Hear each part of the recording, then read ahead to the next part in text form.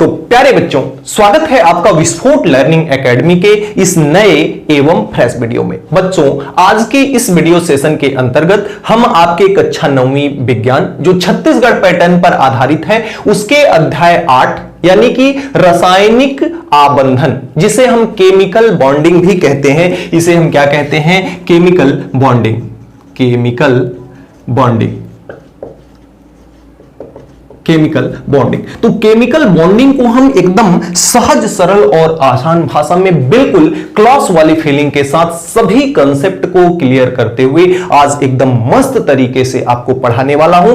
एक एक कंसेप्ट, एक एक डाउट आपका बिल्कुल क्लियर होने वाला है। किसी भी प्रकार का डाउट आपका शेष नहीं रहेगा इस वीडियो को देखने के बाद। तो वीडियो को शुरू से अंत तक जरूर देखें यदि आपको रासायनिक आबंध पढ़ना है तब। एकदम समझ लीजिए कि ये केमिस्ट्री का एक चैप्टर है, रसायन विज्ञान का एक चैप्टर है जो आपके कक्षा 9वीं विज्ञान के अंतर्गत दिया गया है। केमिस्ट्री से आपको बिल्कुल लगाव हो जाएगा यदि अगर बिल्कुल जितना मेहनत के साथ, जितना एनर्जी के साथ मैं आपको डिलीवर कर रहा हूं, यदि उतनी ही एनर्जी के साथ आप देखते हैं तो ये रासायनिक आबंध आपके लिए बिल्कुल हलवा हो जाएगा और आप एकदम किसी भी प्रकार का इस चैप्टर में आपका कोई डाउट नहीं बचेगा। आइए जल्दी से बिना किसी देरी के, बिना किसी व्यर्थ की बात किए करते हैं वीडियो की शुरुआत। यदि जो कुछ भी यहां पे बताया जाता है उसका सुंदर सुंदर यदि नोट्स चाहिए तो आप हमारे दिए गए डिस्क्रिप्शन बॉक्स के अंतर्गत जो व्हाट्सएप नंबर है उस पे मैसेज कर सकते हैं। इसका प्यारा सा नोट्स हमारे पास तैयार है। यदि आपको चाहिए तो थोड़ा सा चार्ज में आपको ये प्रोवाइड करा दिया जाएगा। आइए करते हैं वीडियो की शुरुआत। हम रासायनिक आबंधन को देखिए, यह एक केमिस्ट्री का चैप्टर है यानी कि रसायन विज्ञान। विज्ञान के 3 भाग होते हैं जैसा कि आपको पता है। कौन कौन से? फिजिक्स, केमिस्ट्री, बायोलॉजी, यानी कि भौतिक विज्ञान, रसायन विज्ञान और जीव विज्ञान। तो ये एक रसायन विज्ञान यानी कि केमिस्ट्री का एक चैप्टर है। अब कहो सर कि केमिस्ट्री क्या होती है सर? तो जैसे देखिए, संसार में जितनी भी चीजें हैं वे किन चीजों से मिलकर के बनी है, उसका रासायनिक संगठन क्या है। जैसे अगर ये मार्कर की मैं बात करूं तो ये मार्कर किन चीजों से मिलकर के बना है। इस बोर्ड की बात करूं तो ये बोर्ड किन चीजों से मिलकर के बना है। इन सारी चीजों का जो अध्ययन कराता है ना कि कोई भी पदार्थ किस चीज से मिलकर के बना है, यानी उसका रासायनिक संगठन क्या है, इन सब का जो अध्ययन कराता है उसे, जो विज्ञान इन सब चीजों का अध्ययन कराता है उसे हम कहते हैं रसायन विज्ञान। अब रसायन विज्ञान में टोटल 118 तत्व अभी तक प्राप्त हैं। अब कहोगे कि सर तत्व क्या है? तत्व किसी पदार्थ की सूक्ष्मतम और शुद्धतम इकाई है। जैसे अगर ये मार्कर जिस चीज से बना है ना उसकी सबसे सूक्ष्मतम और शुद्धतम इकाई जो होती है वह तत्व कहलाती है। तो केमिस्ट्री के अंदर अभी 118 तत्व प्राप्त हैं। जब कक्षा 10वीं में जाएंगे तो आवर्त सारणी में बिल्कुल सीक्वेंस से आपको मिलेगा, जैसे hydrogen, helium, lithium, beryllium, boron, carbon, इस प्रकार से आपको एक सीक्वेंस से सारणी बनाई गई है जिनमें 118 तत्वों को समाहित किया गया है। उसको आप पढ़ेंगे। फिलहाल कुछ जानकारी आपको क्लास 9th में भी होना चाहिए, तो मैं एकदम बेसिक के साथ इसको समझाने जा रहा हूं। तत्व किसी भी पदार्थ की सूक्ष्मतम और शुद्धतम इकाई है। ये एक पदार्थ है, बोर्ड एक पदार्थ है, मैं एक पदार्थ हूं, ये माइक एक पदार्थ है, आपका फोन एक पदार्थ है। तो उस पदार्थ की जो सबसे सूक्ष्मतम और शुद्धतम इकाई है उसे हम क्या कहते हैं? तत्व कहते हैं। अब देखिए, कुछ तत्वों के जो 118 तत्व है ना, ये 118 तत्व मिलकर के ये पूरे ब्रह्मांड की जितनी वस्तुएं हैं उन सारी वस्तुओं का निर्माण उन्होंने किया है। अब ये निर्माण कैसे होता है, दो या दो से अधिक तत्व कैसे मिलते हैं, इन सारी चीजों का अध्ययन हम करेंगे रासायनिक आबंध के अंतर्गत, रासायनिक आबंधन के अंतर्गत। अब रासायनिक आबंध को समझने के लिए हम यहां पर 2 तत्वों को लेते हैं और इन 2 तत्वों की सहायता से हम रासायनिक आबंध को आपको बिल्कुल सहज, सरल और आसान भाषा में समझाते हैं। देखिए, एक आपका है सोडियम जिसका सिंबल है Na। को हम क्या कहते हैं? सोडियम कहते हैं। Na को हम क्या कहते हैं? सोडियम। और इसे सोडियम को हम Na से दर्शाते हैं। दूसरा तत्व आपका है क्लोरीन। दूसरा तत्व आपका क्या है? क्लोरीन। दूसरा तत्व है आपका क्लोरीन जिसे हम Cl Cl से प्रदर्शित करते हैं। किससे प्रदर्शित करते हैं? Cl से प्रदर्शित करते हैं। अब देखिए जो तत्व होते हैं ना, इन तत्वों में दो चीजें होती हैं। एक इनका होता है परमाणु क्रमांक, एक इनका क्या होता है? परमाणु क्रमांक, और दूसरा इनका होता है परमाणु भार। दूसरा इनका क्या होता है? परमाणु भार। और कोई भी तत्व, जैसे अगर मैं बात करता हूं Na की, तो जो ये Na है ना, ये इसके अंतर्गत तीन चीजें होती हैं। पहला चीज क्या है? इलेक्ट्रॉन। पहला चीज क्या है? इलेक्ट्रॉन। और दूसरा चीज क्या है? दूसरा चीज है आपका प्रोटॉन। दूसरा चीज क्या है? आपका प्रोटॉन। और तीसरा चीज आपका क्या है? न्यूट्रॉन। देखिए लॉजिक को समझिएगा। कोई भी, हमने बताया कि कोई भी संसार का कोई भी पदार्थ हो, किससे मिलकर के बना है? तत्व से मिलकर के बना है। यानी तत्व किसी पदार्थ की सबसे सूक्ष्मतम इकाई है। तो क्या सबसे छोटी से छोटी यानी सूक्ष्मतम इकाई जो है, तो क्या उसको तोड़ा जा सकता है? क्या भाई सबसे छोटा है तो उसको कैसे तोड़ा जा सकता है? लेकिन तोड़ा जा सकता है। और उसके अंतर्गत चाहे दुनिया का कोई भी तत्व हो, उसके अंतर्गत तीन चीजें होती हैं, इलेक्ट्रॉन, प्रोटॉन और न्यूट्रॉन। अगर हम प्रोटॉनों की संख्या की बात करें, प्रोटॉनों की संख्या, तो प्रोटॉनों की संख्या को हम क्या कहते हैं? इसको हम कहते हैं परमाणु क्रमांक। इसको हम क्या कहते हैं? परमाणु क्रमांक। और किसी भी तत्व के अंतर्गत जितने प्रोटॉनों की संख्या होती है, उतनी ही इलेक्ट्रॉनों की भी संख्या होती है। अब अगर हम न्यूट्रॉनों की संख्या, यानी न्यूट्रॉन को n से प्रदर्शित करते हैं, तो न्यूट्रॉनों की संख्या और प्लस प्रोटॉनों की संख्या, यानी प्रोटॉन को p प्लस से प्रदर्शित करते हैं, तो प्रोटॉनों की संख्या, इन दोनों को मिला दे तो उसे ही हम कहते हैं क्या? उसे ही हम कहते हैं परमाणु भार। उसे हम क्या कहते हैं? परमाणु भार कहते हैं। तो दो चीजें हमने यहां पे बताई आपको। एक तो परमाणु क्रमांक, जो कि क्या होता है? प्रोटॉनों की संख्या। किसी भी तत्व के अंतर्गत प्रोटॉनों की संख्या को हम परमाणु क्रमांक कहते हैं।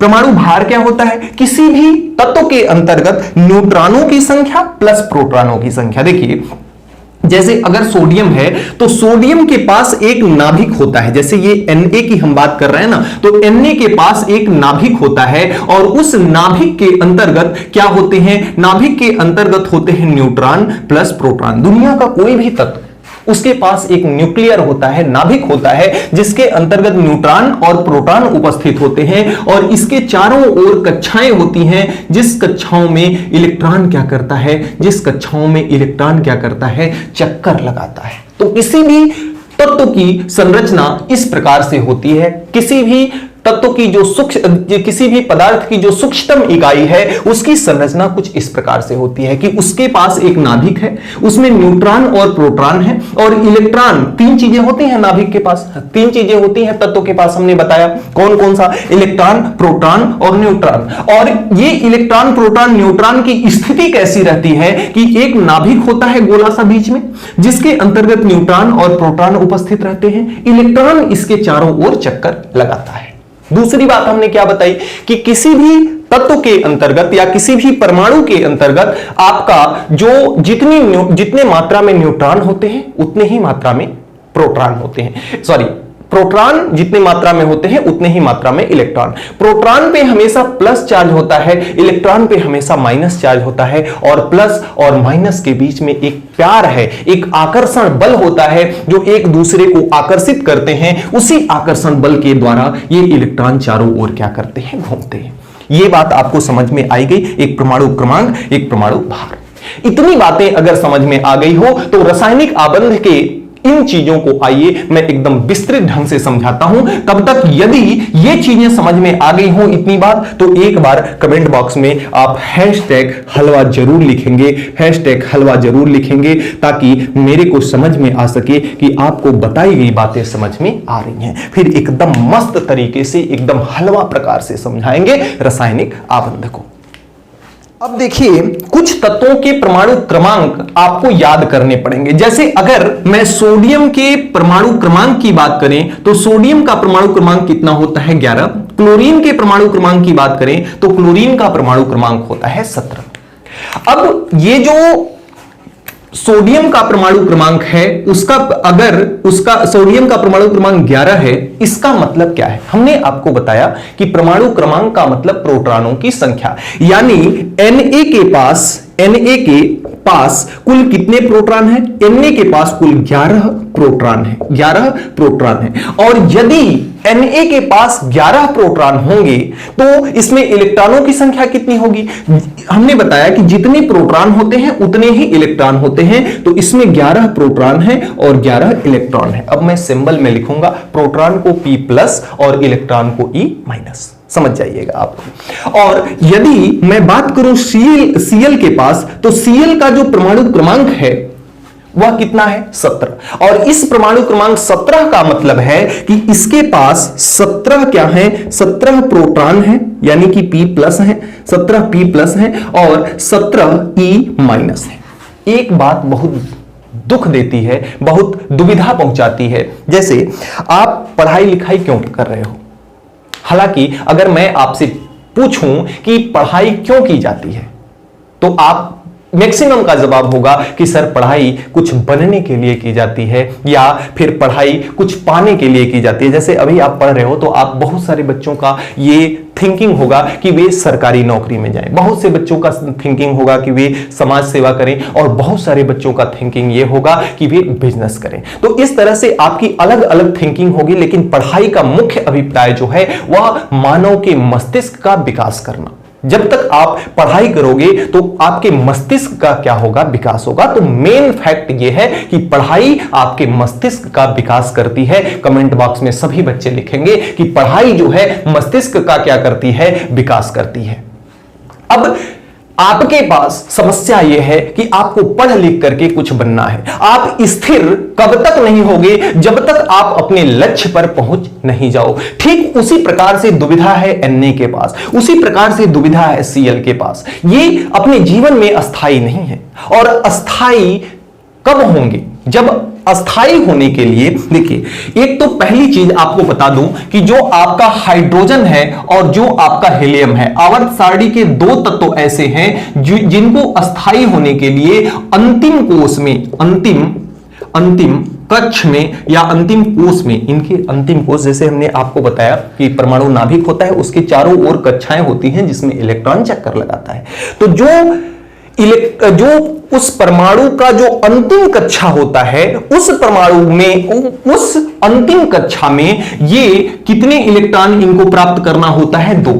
जब ये 2 इलेक्ट्रॉन, जैसे आप अपने लक्ष्य को पा जाएंगे तो स्थिर हो जाएंगे, ऐसे ही 2 तत्व ऐसे हैं हाइड्रोजन और हीलियम कि यदि इनके अंतिम कक्ष में 2 इलेक्ट्रॉन उपस्थित हो जाएं, 2 इलेक्ट्रॉन हो जाएं, तो ये जीवन में अस्थायी हो जाएंगे, ना किसी से कुछ लेंगे ना किसी को कुछ देंगे।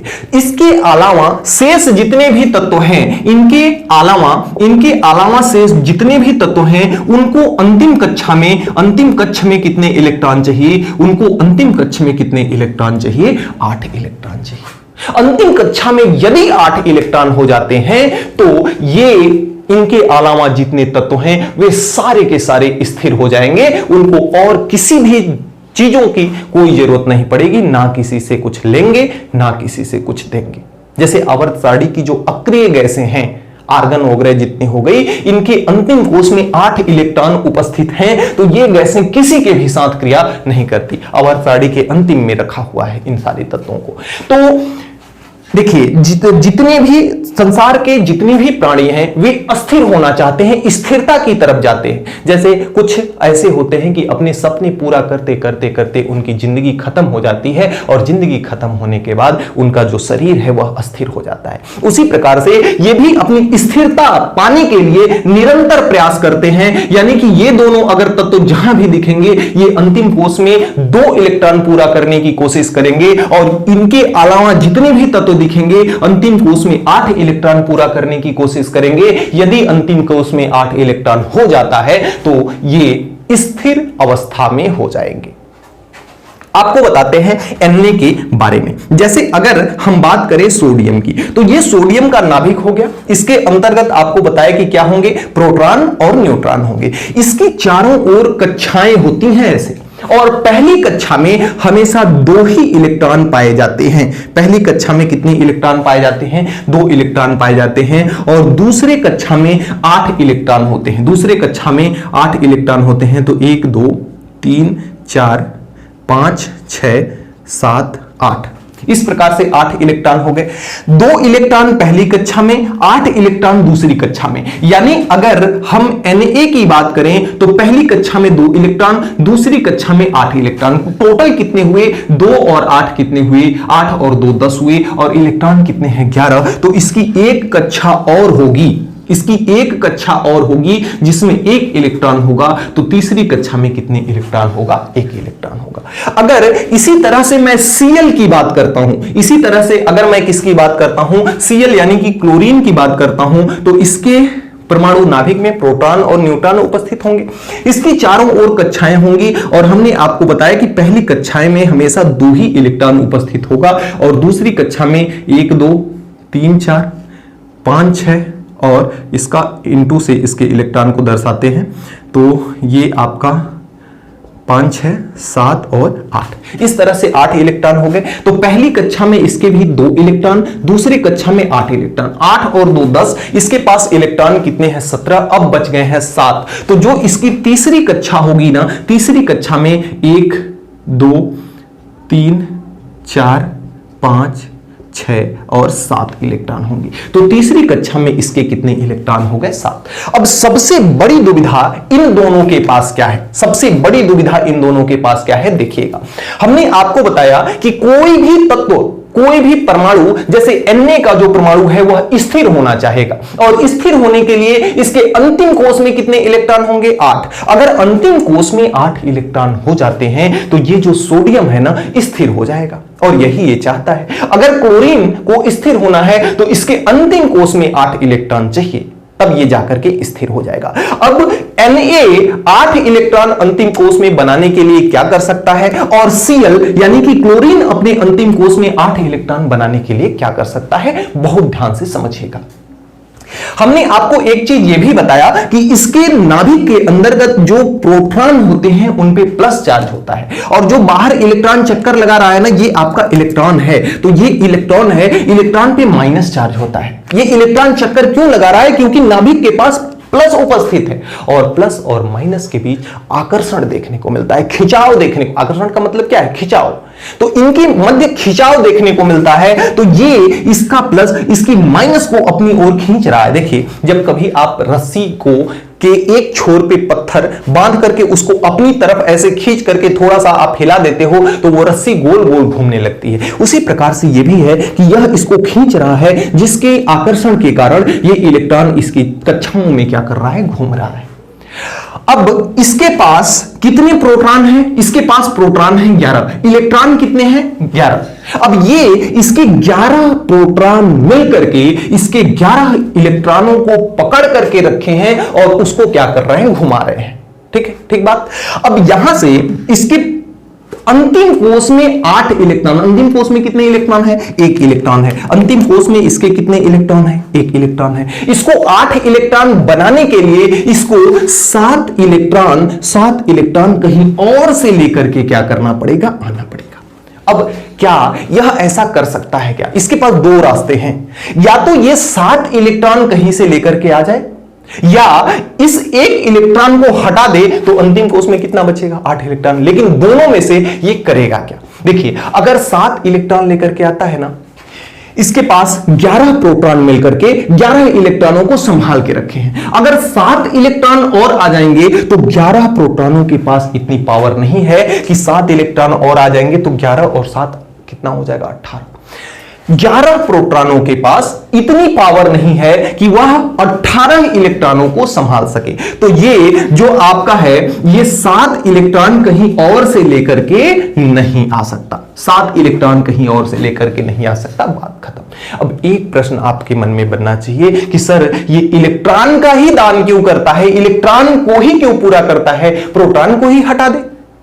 तो प्रोटॉन ऐसा नहीं कर सकता, क्योंकि यहां नाभिक जो है ना, नाभिक में नाभिकीय बल बहुत प्रबल होता है, जिसमें से प्रोटॉन को निकालना आसान बात नहीं है। और दूसरी बात कि इलेक्ट्रॉन की अपेक्षा जो प्रोटॉन होता है 1837 गुना भारी होता है, इसलिए ये प्रोटॉन को निकालना संभव नहीं है। इसलिए इलेक्ट्रॉन के ही साथ कुछ हम कर सकते हैं, नाभिक के अंतर्गत कोई छेड़खानी नहीं कर सकते।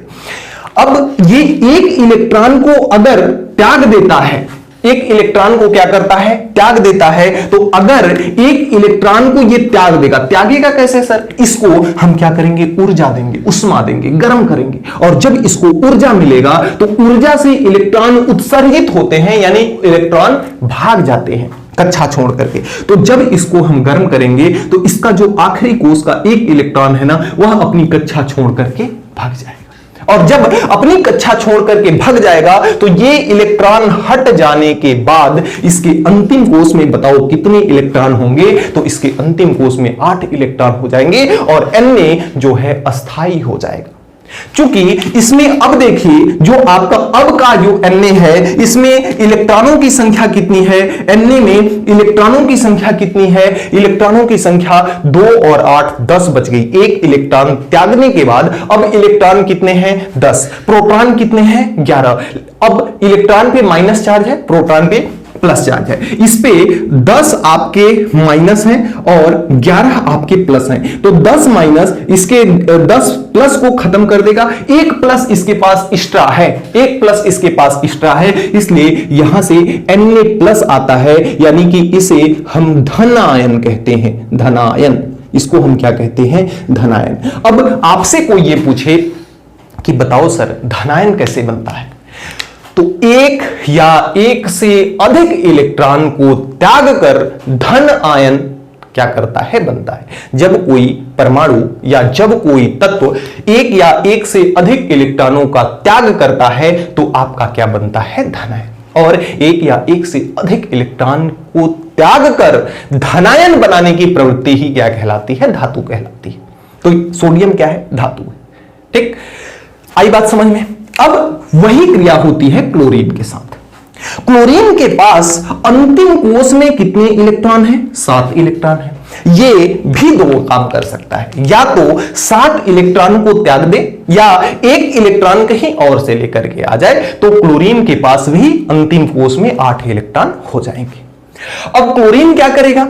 देखिए, अगर 7 इलेक्ट्रॉन त्यागता है, इलेक्ट्रॉन त्यागते कैसे हैं? इसको हम गर्म करेंगे, तो जब हम इसको गर्म करेंगे तो जैसे गर्म किया एक इलेक्ट्रॉन निकल गया, 17 प्रोटॉन मिलकर के 17 इलेक्ट्रॉनों को पकड़ के रखे हैं।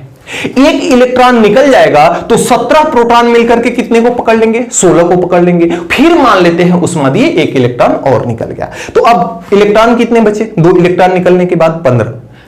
प्रोटॉन कितने हैं? 17।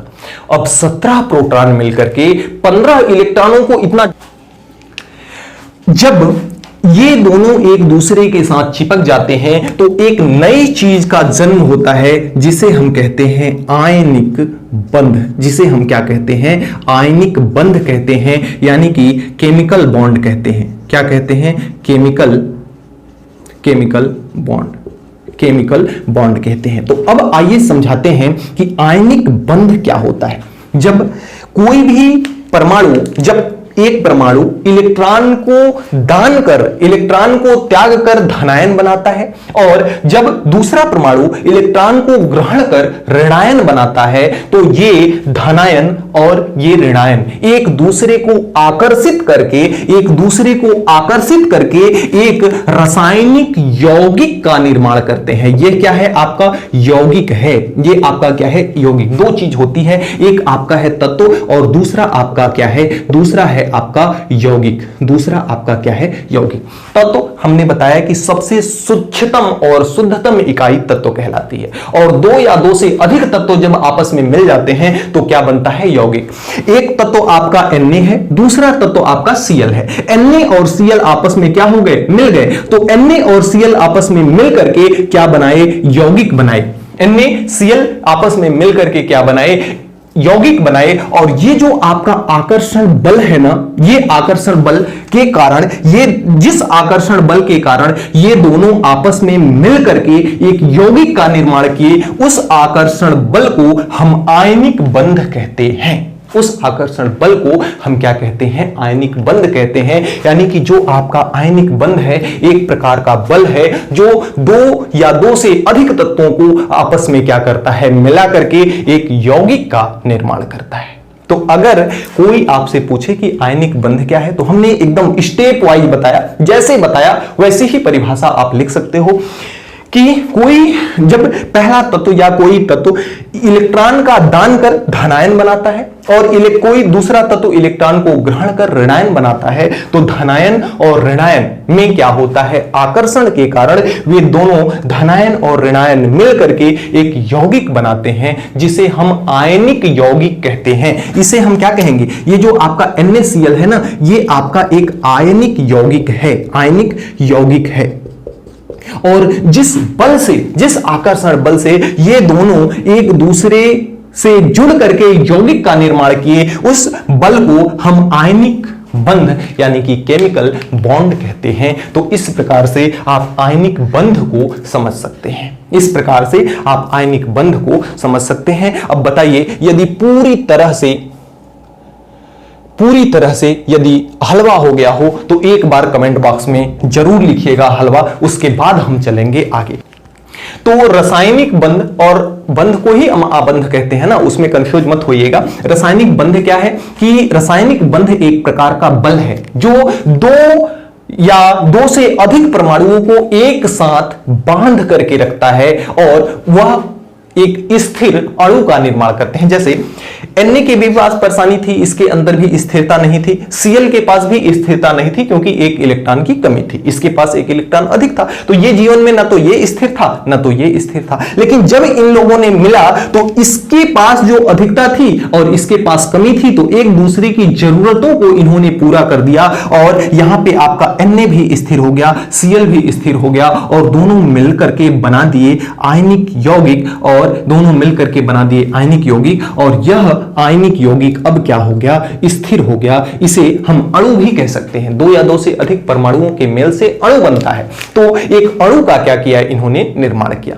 एक स्थिर अणु का इन्होंने क्या किया, निर्माण किया। तो रासायनिक आबंध एक प्रकार का बल है, रासायनिक आबंध एक प्रकार का बल है जो कि क्या करता है, दो परमाणुओं को मिला करके एक स्थिर अणु का निर्माण करता है। तो एक परिभाषा एक लाइन में कमेंट बॉक्स में लिखिएगा कि रासायनिक आबंध वह बल है जो दो परमाणुओं को एक साथ मिलाकर एक स्थिर अणु का निर्माण करता है। इस चीज को आप कमेंट बॉक्स में लिखिए। चलते हैं आपके नेक्स्ट टॉपिक की ओर। अब अगर कोई आपसे पूछे कि इस रासायनिक आबंध की आवश्यकता क्यों पड़ी, तो कोई भी परमाणु अपने जीवन में स्थिर रहना चाहता है, कोई भी परमाणु अपने जीवन में स्थिर रहना चाहता है और उसके किसी भी परमाणु को स्थिर रहने के लिए अष्टक नियम के अनुसार अंतिम कक्ष में कितने इलेक्ट्रॉन चाहिए, 8 इलेक्ट्रॉन चाहिए। और अंतिम कक्ष में ये 8 इलेक्ट्रॉन बन जाएगा तो ये क्या हो जाएगा, स्थिर हो जाएगा। और अंतिम कोष में 8 इलेक्ट्रॉन को कंप्लीट करने के लिए ये परमाणु कुछ हरकतें करता है और जिस हरकतों के द्वारा हमें क्या प्राप्त होता है, आयनिक बंध प्राप्त होता है। जैसे कि इन्होंने हरकत करी ना, Na और Cl आपस में मिले ना और NaCl का निर्माण किया ना, तो ये इन हरकतों के कारण एक आयनिक बंध का जन्म होता है, जो कि आयनिक बंध एक प्रकार का बल है जो परमाणुओं को मिलाकर, दो या दो से अधिक परमाणुओं को मिलाकर एक स्थिर अणु का निर्माण करता है। इस प्रकार से परिभाषाओं को लिख सकते हैं। बाकी यदि आप नोट्स परचेज करते हैं तो वहां पे सारी परिभाषा आपको बिल्कुल विधिवत लिखी हुई मिल जाएगी। अब अगला जो आपका टॉपिक है वह है मैग्नीशियम क्लोराइड का बनना, जिसका सूत्र आपका होता है मैग्नीशियम क्लोराइड का MgCl2। MgCl2 कैसे बनता है आइए समझाते हैं। देखिए, सोडियम के बाद आता है मैग्नीशियम। परमाणु क्रमांक का मतलब समझते हैं कि जो आवर्त सारणी बनाई गई है ना, आधुनिक आवर्त सारणी, उस आधुनिक आवर्त सारणी में परमाणु का जो क्रमांक है, यानी पहले नंबर पे कौन है, दूसरे नंबर पे कौन है, तीसरे नंबर पे कौन है, यही आपका परमाणु क्रमांक है। तो सोडियम के बाद, सोडियम का परमाणु क्रमांक अभी कितना बताया था हमने, 11। सोडियम के बाद आता है मैग्नीशियम। तो यदि सोडियम 11वें नंबर पे है तो मैग्नीशियम कितने नंबर पे होगा, 12वें नंबर पर होगा। तो जो आपका, यहां से बहुत ध्यान से समझिएगा, जो आपका मैग्नीशियम है ना, Mg है, मैग्नीशियम का जो आपका सिंबल है मैग्नीशियम का, वह क्या होता है, मैग्नीशियम का सिंबल होता है Mg। तो मैग्नीशियम यम। मैग्नीशियम का जो सिंबल होता है ना वह क्या होता है आपका Mg। और Mg का जो परमाणु क्रमांक है यानी P+ की जो संख्या है, P+ की संख्या इसमें कितनी है, P+ की संख्या इसमें कितनी है 12, यानी परमाणु क्रमांक कितना है 12। दूसरा आपका है क्लोरीन। तो अभी आपने क्लोरीन के बारे में पढ़ा कि क्लोरीन का जो सिंबल होता है उसे वह होता है Cl, और इसमें जो P+ की संख्या होती है, P+ की जो संख्या होती है, P+ की संख्या कितनी होती है 17। अब अगर P+ 17 है तो इलेक्ट्रॉन भी कितने होंगे 17 होंगे। इसमें प्रोटॉन अगर 12 है तो इलेक्ट्रॉन भी कितने होंगे 12 होंगे, यानी कि इसमें इलेक्ट्रॉन भी कितने हैं, इलेक्ट्रॉन की संख्या भी उतनी ही होगी। इलेक्ट्रॉन की संख्या और प्रोटॉन की संख्या भी क्या होती है बराबर होती है। तो इलेक्ट्रॉनों की संख्या इसमें 17 और इसमें इलेक्ट्रॉनों की संख्या कितनी है 12। अब अगर Mg की बात करें तो आपको ध्यान हो कि हमने बताया था कि जो इसका परमाणु नाभिक होगा उसमें प्रोटॉन और न्यूट्रॉन उपस्थित होंगे और इसकी चारों ओर कक्षाएं होंगी। इसकी चारों ओर क्या होंगी कक्षाएं। पहली कक्षा में हमने बताया था कितने इलेक्ट्रॉन 2 इलेक्ट्रॉन, दूसरी कक्षा में कितने इलेक्ट्रॉन 8 इलेक्ट्रॉन। तो 1 2 3 4 5 6 7 और 8 इलेक्ट्रॉन। तो 8 और 2 10 हो गए, यानी कि अगर हम Mg की बात करें तो Mg की जो पहली कक्षा है उसमें 2 इलेक्ट्रॉन, दूसरी कक्षा में कितने इलेक्ट्रॉन 8, 8 2 10 हो गए। और तीसरी कक्षा जो आएगी इसकी तीसरी कक्षा में कितने इलेक्ट्रॉन हो जाएंगे 2 इलेक्ट्रॉन, तो 2 इलेक्ट्रॉन और हो जाएंगे।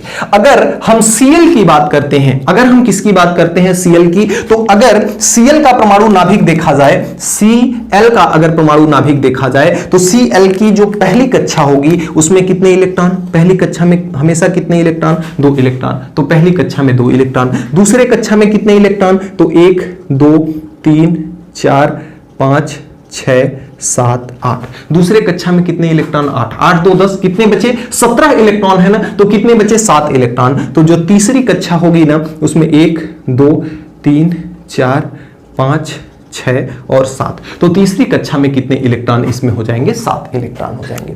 अब दोनों को ही अंतिम कक्षा में 8 इलेक्ट्रॉन बनाना है, तो 8 इलेक्ट्रॉन को बनाने के लिए ये जो अंतिम कोष का जो 2 इलेक्ट्रॉन है ना इसको त्याग देगा, हटा देगा, ऊर्जा दिया जाएगा। तो मैग्नीशियम 2 इलेक्ट्रॉनों का त्याग कर देगा, तो अंतिम कोष में 8 इलेक्ट्रॉन बच जाएंगे। यानी इसके पास जो इलेक्ट्रॉन की संख्या होगी, इलेक्ट्रॉन की जो संख्या होगी वह कितनी हो गई, 2 इलेक्ट्रॉन त्यागने के बाद 10, और जो इसके अंतर्गत प्रोटॉनों की संख्या हो गई ना, जो इसमें प्रोटॉनों की संख्या P+ की संख्या हो गई, P+ की संख्या कितनी हो गई, P+ की संख्या तो 12 की 12 ही है। अब इसके पास माइनस की संख्या 10 है और प्लस की संख्या 12 है, तो जो आपका Mg है ना, जो आपका ये स्मॉल m नहीं रहेगा, कैपिटल M रहेगा, तो जो आपका Mg है ना इस पे 2+ ज्यादा है, तो Mg तो आपका धनायन बनेगा, लेकिन कितने आयन रहेंगे इस पे, किसके पास 2+ आयन रहेंगे।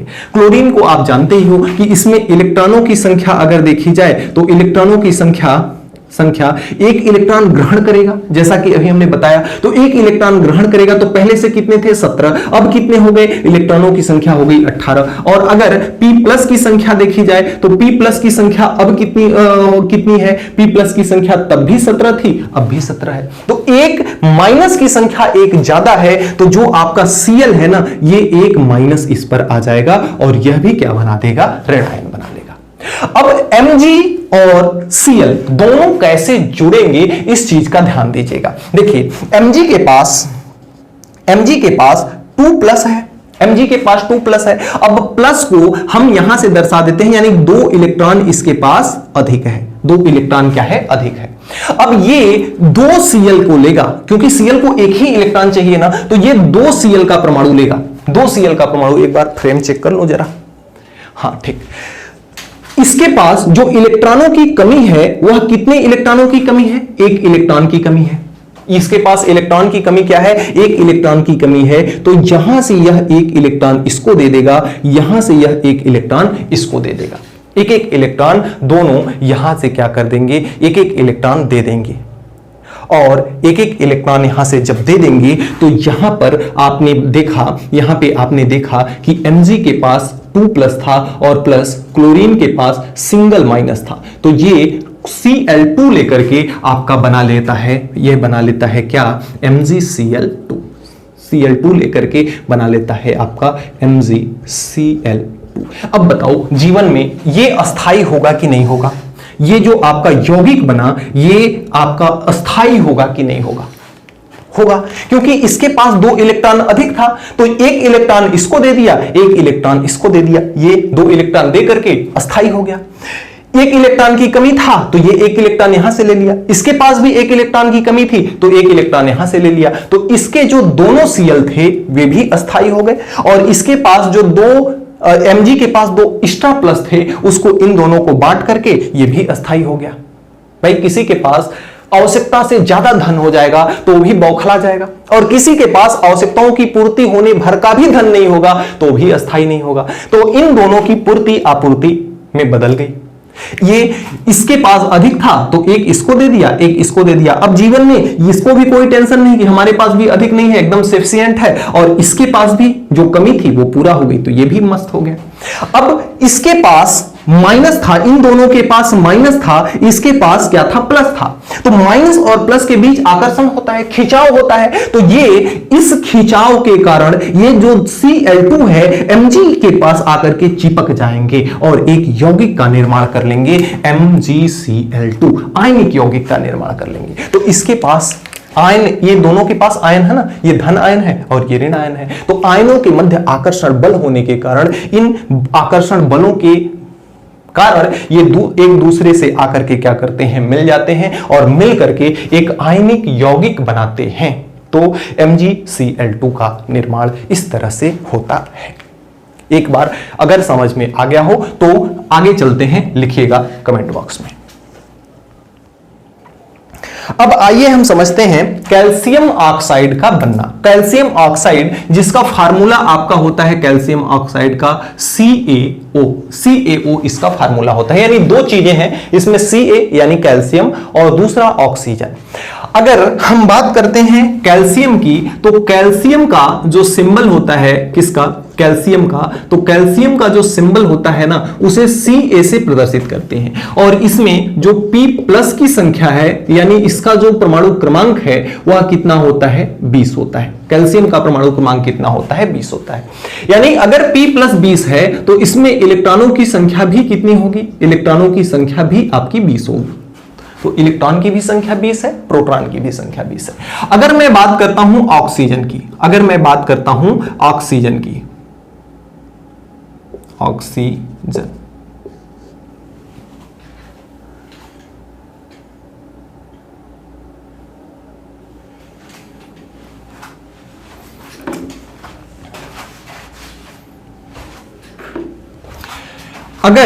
अगर मैं बात करता हूं ऑक्सीजन की, तो जो आपका ऑक्सीजन है ना, ऑक्सीजन का जो सिंबल होता है वह कैपिटल O होता है। इसमें अगर P+ की संख्या देखी जाए, यानी इसका अगर परमाणु क्रमांक देखा जाए तो ऑक्सीजन का परमाणु क्रमांक होता है 6, यानी इलेक्ट्रॉनों की संख्या भी कितनी है, इसकी इलेक्ट्रॉनों की संख्या भी कितनी है, 6।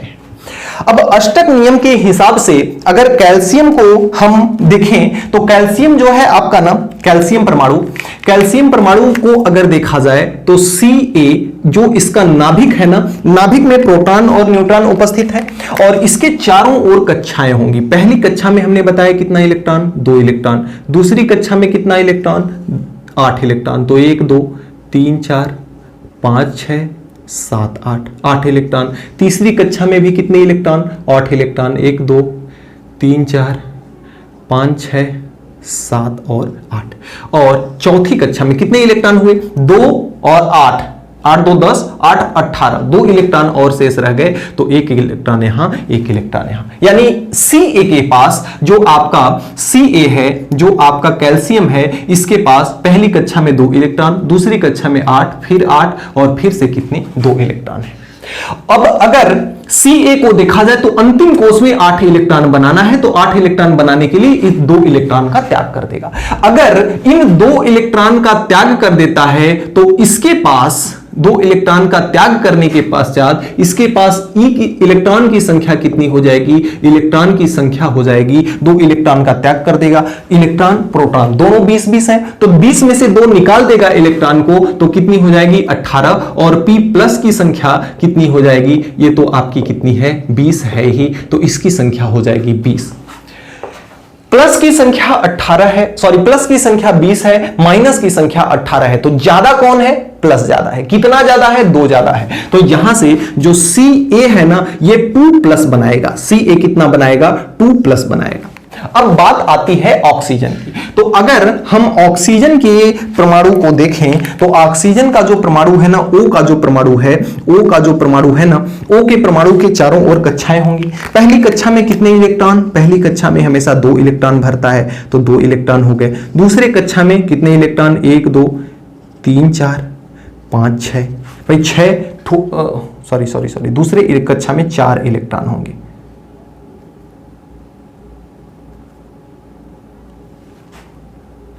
एक मिनट, जो इसका ऑक्सीजन का जो परमाणु क्रमांक है ना वे 6 नहीं है, इसके अंतिम कोष में इलेक्ट्रॉन 6 है, इसका परमाणु क्रमांक 8 है, 8वें नंबर पे इलेक्ट्रॉन आता है, तो ये दूसरे कक्षा में 6 इलेक्ट्रॉन हो जाएंगे। तो ऑक्सीजन के पहले कक्षा में 2 इलेक्ट्रॉन, दूसरे कक्षा में 6 इलेक्ट्रॉन। थोड़ा सा सुधार लीजिएगा, मिस्टेक से मैंने 6 यहां पे लिख दिया था।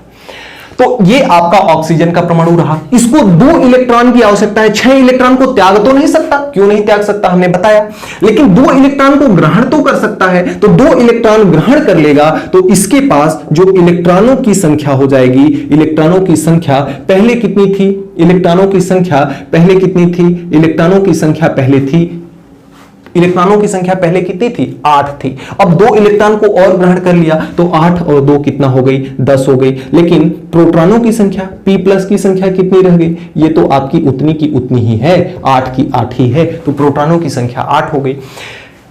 माइनस की संख्या 10 है, प्लस की संख्या 8 है, ज्यादा कौन है, माइनस ज्यादा है। कितना ज्यादा है, 2 माइनस ज्यादा है, तो ऑक्सीजन पे 2 माइनस आता है। ऑक्सीजन इसको 2 प्रकार से लिख सकते हैं, ऐसे भी लिख सकते हैं, या ऑक्सीजन माइनस माइनस इस प्रकार से भी लिख सकते हैं। इसको भी दोनों प्रकार से लिख सकते हैं, या तो 2 प्लस लिख सकते हैं या प्लस प्लस भी लिख सकते हैं।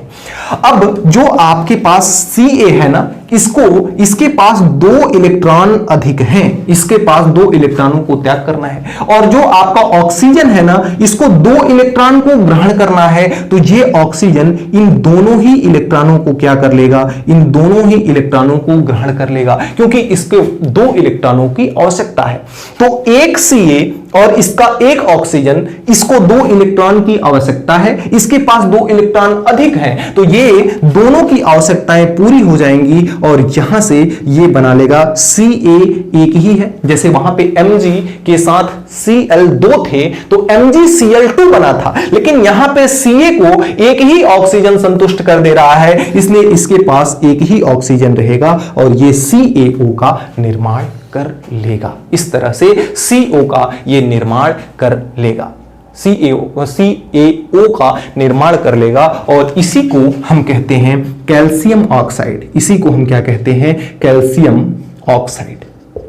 तो इस प्रकार से आपका कैल्शियम ऑक्साइड बनता है, इस तरह से आपका कैल्शियम ऑक्साइड बनता है। अब दोनों ये आयनिक बंध बना चुके हैं, Ca पे प्लस चार्ज, इस पे माइनस चार्ज, प्लस और माइनस के बीच आकर्षण, और ये दोनों आकर्षण बल मिलकर के एक दूसरे को आपस में चिपका लेंगे, और CaO का निर्माण हो जाएगा, CaO का निर्माण हो जाएगा।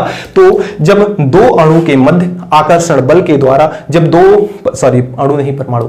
परमाणुओं के मध्य आकर्षण बल के द्वारा एक दूसरे के साथ क्या करते हैं, जुड़ करके अणु का निर्माण करते हैं, तो उस यौगिक को आयनिक यौगिक कहते हैं। तो ये एक प्रकार का क्या है, आयनिक यौगिक है। तो इस प्रकार से कैल्शियम ऑक्साइड का निर्माण आप कर सकते हैं। अगला जो आपका है एल्यूमिनियम क्लोराइड का बनना। एल्युमिनियम क्लोराइड का अगर मैं फार्मूला लिखूं तो इसका जो फार्मूला होता है ना, वह होता है AlCl3, एल्युमिनियम क्लोराइड का। अब AlCl3 कैसे बनता है आइए समझाते हैं। अगर मैं बात करता हूं किसकी, अगर मैं बात करता हूं एल्यूमिनियम की, एल्यूमिनियम, तो एल्यूमिनियम का जो संकेत है वह क्या है, आपका Al है। एल्यूमिनियम का संकेत क्या है, Al। अगर इसमें प्रोटॉनों की संख्या की बात करें, प्रोटॉनों की संख्या। देखिए 11 नंबर पर आपका सोडियम है, 12 नंबर पर आपका मैग्नीशियम है और 13 नंबर पर आपका एल्युमिनियम है। सोडियम, मैग्नीशियम, एल्युमिनियम, ये तीनों लाइन से है। तो प्रोटॉनों की संख्या ये 13 नंबर पे है, तो इसका परमाणु क्रमांक 13, तो 13 प्रोटॉन है। और अगर 13 प्रोटॉन है तो 13 इलेक्ट्रॉन भी होंगे कि नहीं होंगे बताओ।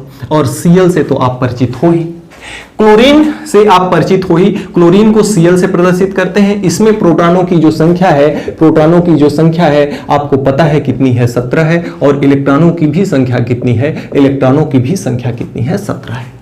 अब अगर यहां से हम देखें किसको, अगर यहां से हम देखें एल्युमिनियम के नाभिक को, तो एल्युमिनियम का यदि जो नाभिक है उसके चारों ओर इलेक्ट्रॉन होंगे, एल्युमिनियम के चारों ओर इलेक्ट्रॉन होंगे एल्युमिनियम परमाणु के। तो पहले कोष में कितने इलेक्ट्रॉन, पहले कोष में आपको पता है कितने इलेक्ट्रॉन, 2 इलेक्ट्रॉन। दूसरे कोष में कितने इलेक्ट्रॉन, तो आपको इसका भी पता है, दूसरे कोष में 1 2 3 4 5 6 और 7 और 8। दूसरे कोष में 8 इलेक्ट्रॉन, 8 और 2 10, टोटल चाहिए कितना, 13। तो तीसरा कक्ष जो होगा उसमें कितने इलेक्ट्रॉन होंगे, तीसरे कक्ष में 1 2 3। तीसरे कक्ष में कितने इलेक्ट्रॉन होंगे, 3 इलेक्ट्रॉन होंगे। तो तीसरे कक्षा में कितने इलेक्ट्रॉन हो गए, 3 इलेक्ट्रॉन हो गए। तीसरे कक्षा में कितने इलेक्ट्रॉन हो गए, 3। अब इसको अष्टक पूरा करना है, तो ये कहीं से 5 इलेक्ट्रॉन तो लेकर के आ नहीं सकता, क्योंकि 5 इलेक्ट्रॉन लेकर के आना ज्यादा कठिन है 3 इलेक्ट्रॉन को त्यागने से। तो ये 3 इलेक्ट्रॉन का त्याग कर देगा। तो 3 इलेक्ट्रॉन त्यागने के बाद इसमें जो इलेक्ट्रॉनों की संख्या होगी, इलेक्ट्रॉनों की जो संख्या होगी, इलेक्ट्रॉनों की संख्या कितनी हो जाएगी, 8 और 2 10। और P प्लस की संख्या कितनी हो जाएगी, P प्लस की संख्या, P प्लस की संख्या तो उतनी की उतनी ही है, कितना, 13। P प्लस की संख्या कितनी है, 13 है। तो यहां से माइनस की संख्या 10 और प्लस की संख्या 13, किसकी संख्या ज्यादा, प्लस की संख्या कितनी ज्यादा, 3 ज्यादा। तो जो आपका Al हो जाएगा, इस पे 3 प्लस होते हैं, Al पे 3 प्लस, या इसको हम ऐसे भी लिख सकते हैं Al3 प्लस। इस तरह से इसको हम क्या कर सकते हैं, लिख सकते हैं। बात समझ में आ गई।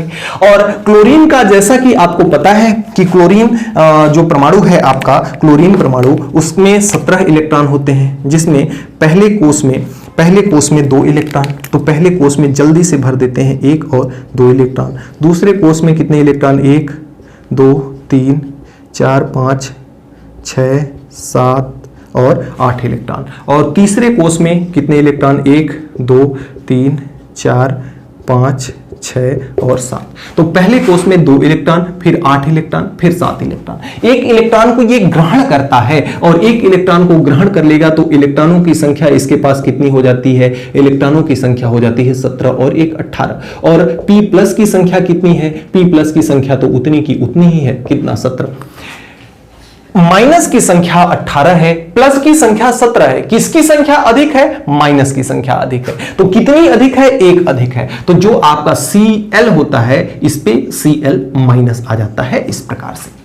अब Al के पास 3 प्लस हैं, Al के पास 3 इलेक्ट्रॉन अधिक हैं, 3 इलेक्ट्रॉन अधिक हैं। और Cl को एक ही यानी एक Cl की कैपेसिटी कितने इलेक्ट्रॉन लेने की है, 1 इलेक्ट्रॉन। इसके पास कितने इलेक्ट्रॉन है, 3। तो कितने Cl को संतुष्ट कर सकता है, यह 3 Cl को संतुष्ट करता है, Cl Cl और Cl। 3 Cl को संतुष्ट करेगा। 1 इलेक्ट्रॉन इसको दे देगा, 1 इलेक्ट्रॉन इसको दे देगा और 1 इलेक्ट्रॉन इसको दे देगा।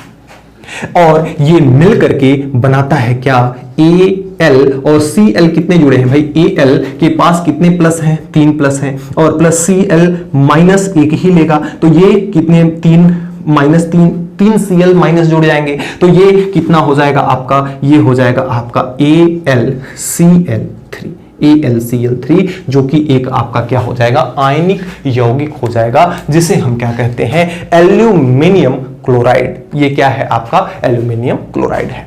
तो जो आपका एल्युमिनियम परमाणु है, एल्युमिनियम परमाणु के पास 3 आयन है, तो ये एल्युमिनियम आयन है, और ये क्या है, क्लोरीन आयन है। एल्युमिनियम आयन और क्लोरीन आयन मिल करके आपके बनाते हैं AlCl3, जो कि आयनिक यौगिक है, जिसे हम कहते हैं एल्युमिनियम क्लोराइड।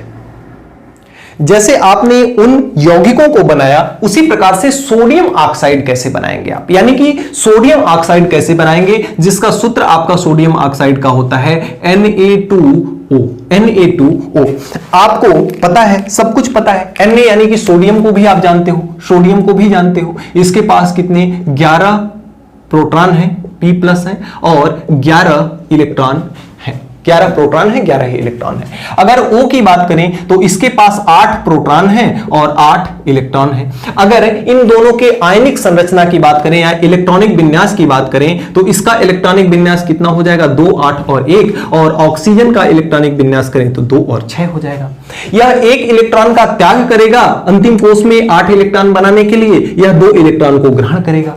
तो अगर 1 इलेक्ट्रॉन का त्याग करता है तो इसके पास Na+ आ जाता है, और ये 2 इलेक्ट्रॉन को ग्रहण करेगा तो इसके पास 2- आ जाता है। अब यानी कि आपको पता है कि ऑक्सीजन को 2- की आवश्यकता है, और सोडियम तो आपका अकेले है ना, सोडियम के पास एक ही प्लस है, तो इसके 2- को पूरा करने के लिए सोडियम का 2 अणु लेना पड़ेगा, तो ये प्लस भी इसको दे देगा और ये प्लस भी इसको दे देगा। तो ऐसे करके ये बना लेगा क्या, ये बना लेगा आपका Na2 का जो प्लस है ये मिलेगा, और प्लस Cl का Cl कहां से आ गया यार, Cl कहां से आ गया, O का 2- मिलेगा।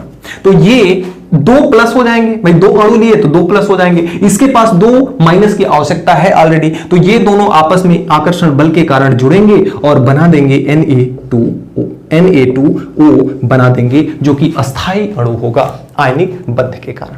तो इस तरह से सोडियम का ऑक्साइड आपका बन जाएगा। अब देखिए, जो भी आपके बुक में यहां पे सोडियम का ऑक्साइड, एल्युमिनियम का क्लोराइड यानी इत्यादि, कैल्शियम का ऑक्साइड जो भी था हमने आपको बताया, यदि यहां तक समझ में आया हो ना तो एक प्यारा सा कमेंट करेंगे, फिर आगे हम चलते हैं आपके वैलेंसी को समझते हैं।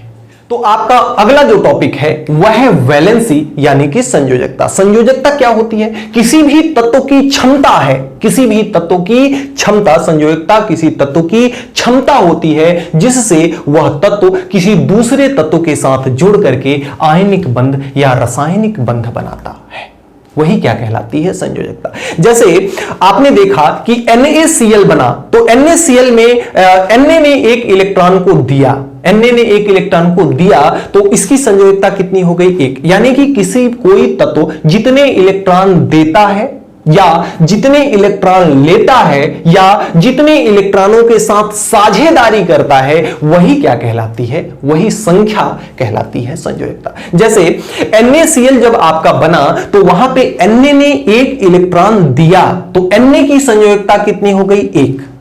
और Cl ने एक इलेक्ट्रॉन ग्रहण किया तो Cl की संयोजकता कितनी हो गई? 1।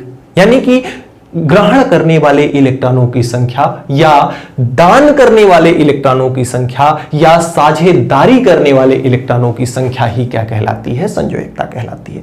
जैसे आपने एल्युमिनियम का क्लोराइड बनाया, तो एल्युमिनियम के क्लोराइड में एल्युमिनियम जो है, एल्युमिनियम ने 3 इलेक्ट्रॉनों का दान किया, तो एल्युमिनियम की संयोजकता कितनी हो गई? 3। क्लोरीन ने 1 इलेक्ट्रॉन को ग्रहण किया, तो क्लोरीन की संयोजकता कितनी हो गई?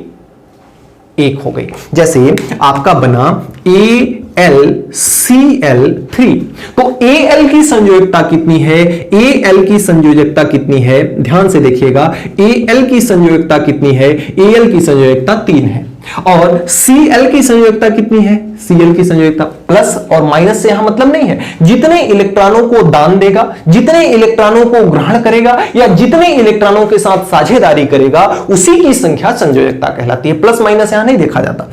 तो ये 3 Cl के पास चला जाएगा, Al के पास आएगा, तो Al कितना है? 1, और Cl कितना था? 3, तो ये बन गया AlCl3। अब आपको पता चला कि Al के पास 3 Cl क्यों है? क्योंकि Al की संयोजकता कितनी है? 3। Cl की संयोजकता कितनी है? 1। तो Cl के पास 1 Al है, इसकी संयोजकता 3 है, तो इसके पास कितने Cl है? 3Cl है। जैसे Na2O बना था आपका, Na2O बना था ना, Na2O बना था। Na2O कैसे बना, आइए Na2O को भी समझा देते हैं। Na की संयोजकता कितनी है, सोडियम कितने इलेक्ट्रॉन को दे सकता है, 1 इलेक्ट्रॉन, तो इसकी संयोजकता कितनी होगी, 1, और इसके साथ O है, O कितने इलेक्ट्रॉनों को ग्रहण करता है, 2 इलेक्ट्रॉनों को, तो इसके ऊपर 2 लिख दो। अब इसको इसके पास भेज दो, इसको इसके पास भेज दो, तो यहां से Na के पास कितना आया, 2, तो Na2 बन गया, O के पास कितना आया, 1, तो Na2O बन गया। इस तरह से संयोजकता का हमारे उपयोग है जीवन में। इस तरह से संयोजकता के आधार पर अणु बनते हैं, अणुओं की संख्या निर्धारित की जाती है। तो संयोजकता क्या है, किसी भी तत्व के द्वारा या किसी भी परमाणु के द्वारा इलेक्ट्रॉन देने, इलेक्ट्रॉन ग्रहण करने या इलेक्ट्रॉन की साझेदारी करने की जो संख्या है उसे हम क्या कहते हैं, संयोजकता कहते हैं। एक टेबल बनाते हैं, जिस टेबल में हम सबसे पहले लिखते हैं तत्व, और तत्व सबसे पहले हम क्या लिखते हैं, तत्व और तत्व, और दूसरा इलेक्ट्रॉनिक विन्यास, फिर लिखते हैं हम संयोजकता, फिर लिखते हैं क्या हम, संयोजकता। कारण भी लिख सकते हैं हम यहां, कारण कि यानी इलेक्ट्रॉन को दिया कि इलेक्ट्रॉन को लिया। एक टेबल इस प्रकार से बनाते हैं जिससे आपको अच्छे से समझ में आ जाएगा, ये टेबल के माध्यम से।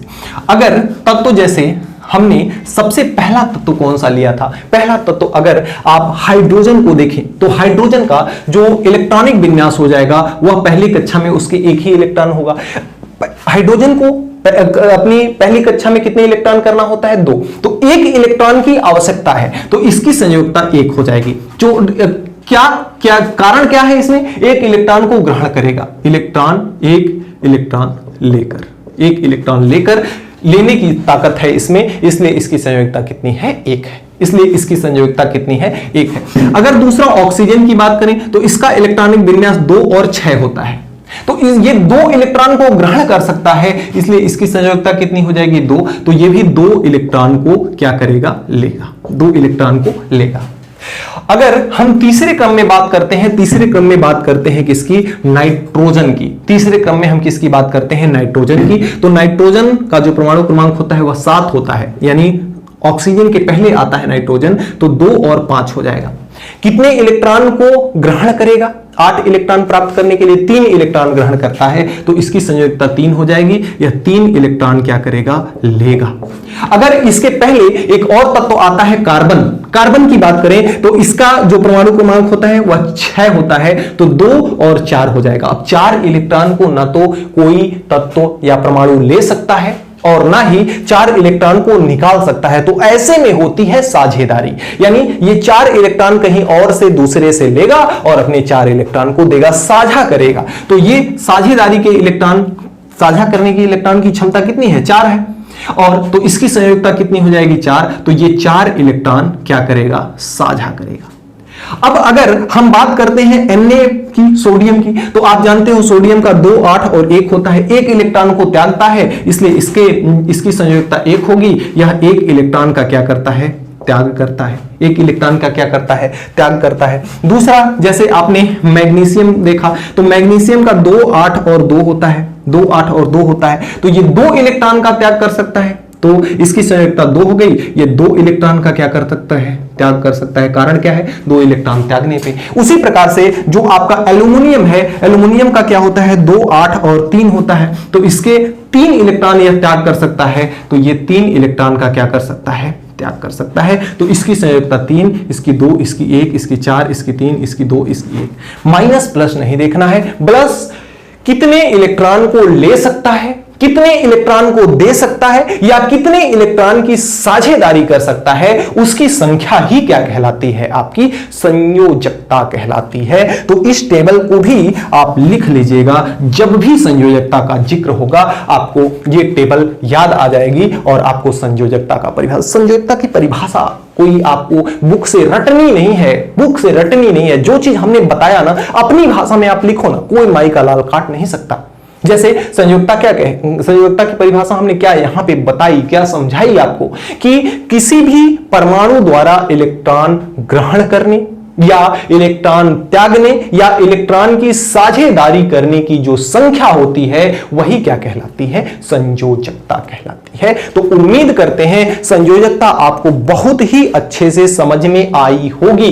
जैसे अगर एक ले लेते हैं आर्गन AR, इसके जो अंतिम कोश है ना यह पूरी तरह से भरे हुए हैं, यानी इसको न तो इलेक्ट्रॉन देना है और ना ही इलेक्ट्रॉन लेना है, तो इसकी संयोजकता जो हो जाएगी, संयोजकता जो हो जाएगी वह कितनी हो जाएगी, 0 हो जाएगी। तो इस तरह से आप संयोजकता को समझ सकते हैं। जितनी भी अक्रिय गैसें हैं, नोबेल गैसें हैं, वे सारे की संयोजकता कितनी होती है, उन सारे की संयोजकता, जितनी भी अक्रिय गैसें हैं उनकी संयोजकता कितनी होती है, 0 होती है। सारी अक्रिय गैसों की संयोजकता कितनी होती है, आपकी 0 होती है। अब देखिए, यदि कोई इलेक्ट्रॉन, कोई तत्व एक इलेक्ट्रॉन, साझेदारी में क्या होता है, देखिए थोड़ा सा मैं साझेदारी यहां जो हमने साझा लिखा ना, साझेदारी को समझा देता हूं। जैसे कार्बन है 4 इलेक्ट्रॉन अंतिम कोश में, तो ये 4 इलेक्ट्रॉन 8 पूरा करने के लिए या तो 4 इलेक्ट्रॉन को ग्रहण करेगा या 4 इलेक्ट्रॉनों का त्याग करेगा। लेकिन जब 4 इलेक्ट्रॉनों को त्यागेगा ना तो इसके प्रोटॉन इतने तगड़े से पकड़ लेंगे इसको कि 4 इलेक्ट्रॉन का त्याग करने नहीं देंगे, और 4 इलेक्ट्रॉन का कहीं और से लेकर के आता है तो इसके पास समस्या हो जाएगी कि इसके पास जितने प्रोटॉन है वो मिलकर के 4 और इलेक्ट्रॉनों को संभाल नहीं पाएंगे। तो ये क्या करेगा, ऐसे में ना तो इलेक्ट्रॉन दे पाएगा और ना ही इलेक्ट्रॉन ले पाएगा। तो ये क्या करेगा, जैसे देखिए आपको यहां पे मैं समझा देता हूं थोड़ा सा, आपको साझेदारी होती क्या है, उसी के आगे मैं बढ़ूंगा और आपका सहसंयोजक बंध इसी पे आपका आधारित होगा। जैसे अगर कार्बन के पास देखा जाए तो 4 इलेक्ट्रॉन है, कार्बन के पास कितने इलेक्ट्रॉन है, 4, तो अपने ये 4 इलेक्ट्रॉन यहां पर रख दिया, 4 इलेक्ट्रॉन यहां पर रख दिया। इसी में हाइड्रोजन जो है इसको 1 इलेक्ट्रॉन की आवश्यकता है, तो हाइड्रोजन के पास मात्र 1 ही इलेक्ट्रॉन है, तो हाइड्रोजन ने अपना यहां इलेक्ट्रॉन रख दिया। एक हाइड्रोजन और आया, यहां इलेक्ट्रॉन रख दिया। एक हाइड्रोजन और आया, यहां इलेक्ट्रॉन रख दिया। एक हाइड्रोजन और आया, यहां इलेक्ट्रॉन रख दिया। अब देखिए, अगर इनके सभी इलेक्ट्रॉनों को मिला दें, हाइड्रोजन के भी और कार्बन के भी, तो बताओ कार्बन को कितने इलेक्ट्रॉनों की आवश्यकता थी, 8, कितने हो गए, 4 इसके पास खुद के थे, एक इसका, एक इसका, एक इसका, एक इसका, तो 4 और 4 8 इलेक्ट्रॉन इसके पूरे हो गए। और इसके अगर देखा जाए तो इसके पास 1 इलेक्ट्रॉन है, यह इसके साथ मिल गया, यह इसके साथ मिल गया, यह इसके साथ मिल गया और यह इसके साथ मिल गया। तो यहां पर देखिए 2 इलेक्ट्रॉन को इसकी जरूरत थी, 2 इलेक्ट्रॉन चाहिए था, एक था इसके पास, तो 1 और 1 2, 1 और 1 2, 1 और 1 2, 1 और 1 2। जैसे समझिए कि किसी के पास यदि केवल चावल है और किसी के पास केवल दाल है, और दोनों को अगर खाना खाना है तो अगर वे दोनों मिल करके अपने, वो दाल वाला अपना दाल मिला देता है, चावल वाला अपना चावल मिला देता है, तो दोनों को दाल और चावल खाने को मिल जाएगा। और यदि आप वो दोनों एक में नहीं मिलते हैं तो एक अपना दाल पिएगा अलग से और एक अपना केवल चावल खाएगा। लेकिन अगर दोनों मिल जाते हैं तो उसका चावल और इसका दाल दोनों ने मिला दिया तो दोनों को क्या मिला, चावल दाल। उसी प्रकार से इसने अपने 4 इलेक्ट्रॉन को मिलाया और इसने अपने 1 इलेक्ट्रॉन को मिलाया, तो इसकी भी आवश्यकता पूरी हो गई। भाई इसका 1 इलेक्ट्रॉन ये अपना समझने लगा, 1 इलेक्ट्रॉन इसका ये अपना समझ, भाई बांट कर लेंगे हमने, ये चावल दाल मिला दिया, ये दोनों मिल गए, तो इसकी भी आवश्यकता पूर्ति हो गई, ये भी चावल दाल खा लिया, ये भी चावल दाल खा लिया। तो यहां से बात समझिएगा कि ऐसे होती है साझेदारी। और जब 1 इलेक्ट्रॉन की साझेदारी होती है, 1 इलेक्ट्रॉन की साझेदारी होती है, तो 1 इलेक्ट्रॉन की साझेदारी होती है तो बनता है एकल बंध। क्या बनता है, एकल बंध बनता है, ठीक है।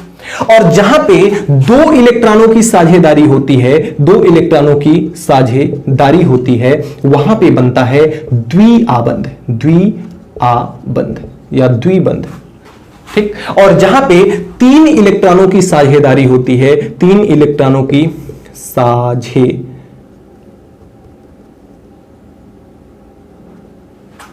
साझेदारी होती है, वहां पे बनता है आपका त्रिआबंध, त्रिआबंध बनता है, त्रिआबंध बनता है। यहां पे देखिए 1 इलेक्ट्रॉनों की साझेदारी होती है ना, एक बंध को ऐसे प्रदर्शित करते हैं, द्विआबंध को ऐसे प्रदर्शित करते हैं, त्रिआबंध को ऐसे प्रदर्शित करते हैं। यहां पे देखिए एक एक इलेक्ट्रॉनों की साझेदारी, यहां भी एक एक इलेक्ट्रॉनों की साझेदारी भाई, यह इसका एक इलेक्ट्रॉन लिया और एक इलेक्ट्रॉन दिया, एक इलेक्ट्रॉन लिया एक इलेक्ट्रॉन दिया, एक एक इलेक्ट्रॉनों की साझेदारी। तो यहां पर सिंगल बंध के साथ ये कनेक्टेड होंगे, सिंगल बंध के साथ, ये सिंगल बंध के साथ। अगर दो इलेक्ट्रॉनों की साझेदारी होती तो ये डबल बॉन्ड यानी कि इस प्रकार से कनेक्टेड होते। तीन इलेक्ट्रॉनों की साझेदारी होती तो ट्रिपल बॉन्ड इस प्रकार से कनेक्टेड होते। अब इतनी बातें अगर आपको समझ में आ गई हों तो जल्दी से लीजिए स्क्रीनशॉट और हम आपको समझाते हैं सहसंयोजक बंध। तो आपका जो अगला टॉपिक है वह है सहसंयोजी बंध, जिसे हम कहते हैं कोवेलेंट बॉन्ड कहते हैं। क्या कहते हैं? Covalent covalent bond. Covalent bond क्या होता है आइए समझते हैं। जैसे अब जो आपका कोवेलेंट बॉन्ड होता है यानी सहसंयोजी बंध होता है वह क्या होता है, ध्यान से समझिएगा। इलेक्ट्रॉनों का जो आपके जैसे इलेक्ट्रॉनों का जो लेन देन है ना, इलेक्ट्रॉनों का लेन देन यहां नहीं होता, यहां इलेक्ट्रॉनों का शेयरिंग होता है, इलेक्ट्रॉनों का साझेदारी होती है यहां। तो जब दो परमाणु आपस में मिलकर इलेक्ट्रॉनों की साझेदारी कर अपनी बाह्य कोश को पूरा करते हैं तो वहां पर जो बंध बनता है ना उसे हम कहते हैं सहसंयोजी बंध, यानी इलेक्ट्रॉनों का ना लेना इलेक्ट्रॉनों को ना देना। जैसे NaCl जब बना तो Na ने इलेक्ट्रॉन को दिया और Cl ने इलेक्ट्रॉन को ग्रहण किया, तब जाकर के NaCl बना। लेकिन यहां पर इलेक्ट्रॉन का देन लेन नहीं होगा, इलेक्ट्रॉन का शेयरिंग होगा, यानी वह जो जैसे Na ने एक इलेक्ट्रॉन दे दिया, अब जो दे दिया उसने वो इलेक्ट्रॉन Na का नहीं रहा, और जो Cl ने इलेक्ट्रॉन ग्रहण किया अब वह Cl के पास इलेक्ट्रॉन आ गया, यानी वह Cl का इलेक्ट्रॉन नहीं था। तो यहां पर ऐसा नहीं होगा, लेन देन नहीं होगा। भाई हमने आपको जैसे 10 रुपए कर्जा दिया तो 10 रुपए जो हमारे पास से चला गया वह अब हमारा नहीं रहा, अब वह आपका हो गया। लेकिन जब शेयरिंग होता है, जैसे आपने चावल और दाल दोनों को आपस में मिलाया, जैसे एक के पास चावल था दूसरे के पास दाल था, तो जब दोनों ने शेयरिंग कर दिया तो चावल दाल दोनों पहले का भी हुआ और चावल दाल दोनों दूसरे का भी हुआ। तो उस प्रकार से होती है शेयरिंग। तो जब दो परमाणु आपस में मिलकर इलेक्ट्रॉनों की साझेदारी कर अपनी वाह्यतम कोश को पूरा करते हैं तो वहां पर जो बंध बनता है उसे हम कोवेलेंट बॉन्ड कहते हैं, सहसंयोजी बंध कहते हैं। यहां इलेक्ट्रॉनों का लेन देन नहीं होता, यहां इलेक्ट्रॉनों का शेयरिंग होता है, इलेक्ट्रॉनों की साझेदारी होती है।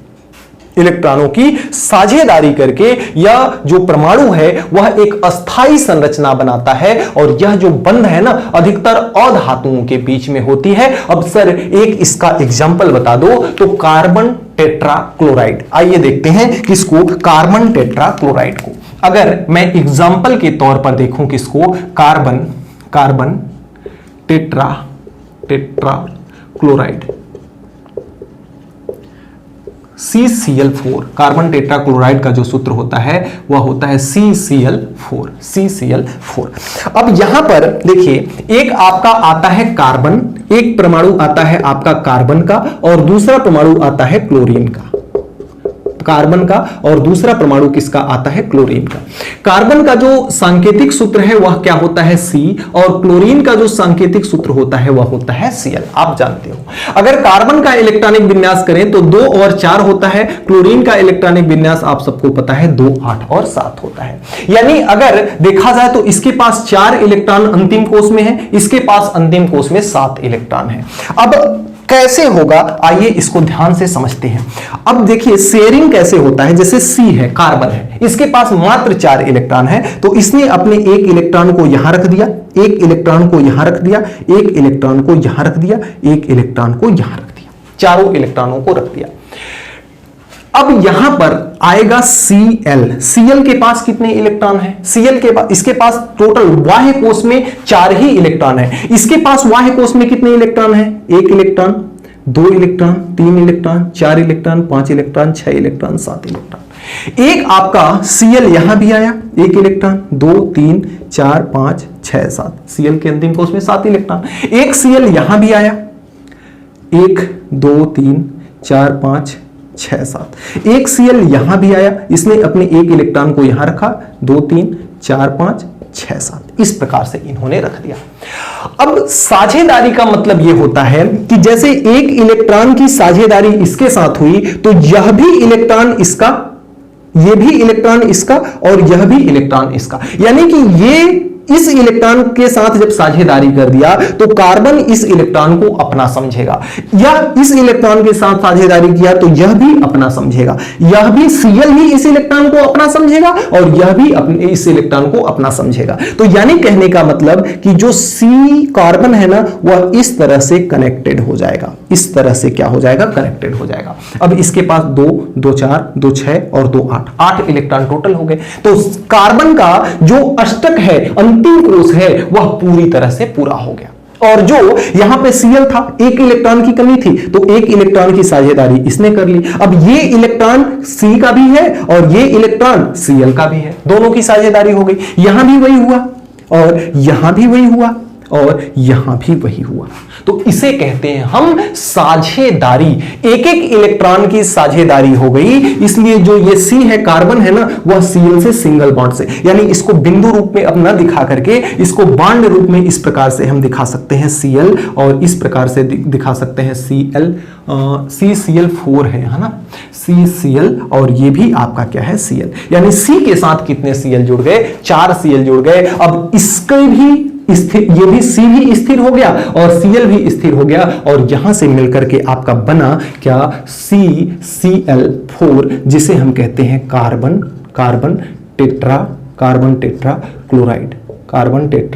क्लोराइड। तो इस तरह से कार्बन टेट्राक्लोराइड बना। और ये जो आपका बंध है ना, इसे ही हम कहते हैं सहसंयोजी, यानी सहसंयोजी, एक दूसरे के साथ, सह का मतलब एक दूसरे के साथ, संयोजन करके जो बंध बना उसे हम कहते हैं सहसंयोजी बंध, यानी कि कोवेलेंट बॉन्ड कहते हैं। ठीक, इस तरह से आपका कोवेलेंट बॉन्ड बनता है। अब इसी तरह से जैसे आपका ये कार्बन टेट्राक्लोराइड है ना, अब दूसरा एग्जांपल अगर लेके चलते हैं हम मेथेन का, दूसरा एग्जांपल लेकर के चलते हैं किसका, दूसरा एग्जांपल ले लेते हैं मेथेन का। मेथेन का जो सूत्र होता है ना वह होता है CH4। मेथेन का जो सूत्र होता है वह क्या होता है, CH4। अब C, कार्बन के पास कितने इलेक्ट्रॉन है, कार्बन के पास 4 इलेक्ट्रॉन है, तो इसने चारों इलेक्ट्रॉनों को अपने इस तरह से रख दिया कार्बन। अब इसके पास 4 H आएंगे, हाइड्रोजन के पास भी एक ही इलेक्ट्रॉन होता है, तो एक इलेक्ट्रॉन को इसने यहां रख दिया, हाइड्रोजन एक इलेक्ट्रॉन को यहां रख दिया, और यहां से हाइड्रोजन एक इलेक्ट्रॉन को यहां रख दिया, और हाइड्रोजन एक इलेक्ट्रॉन को यहां रख दिया।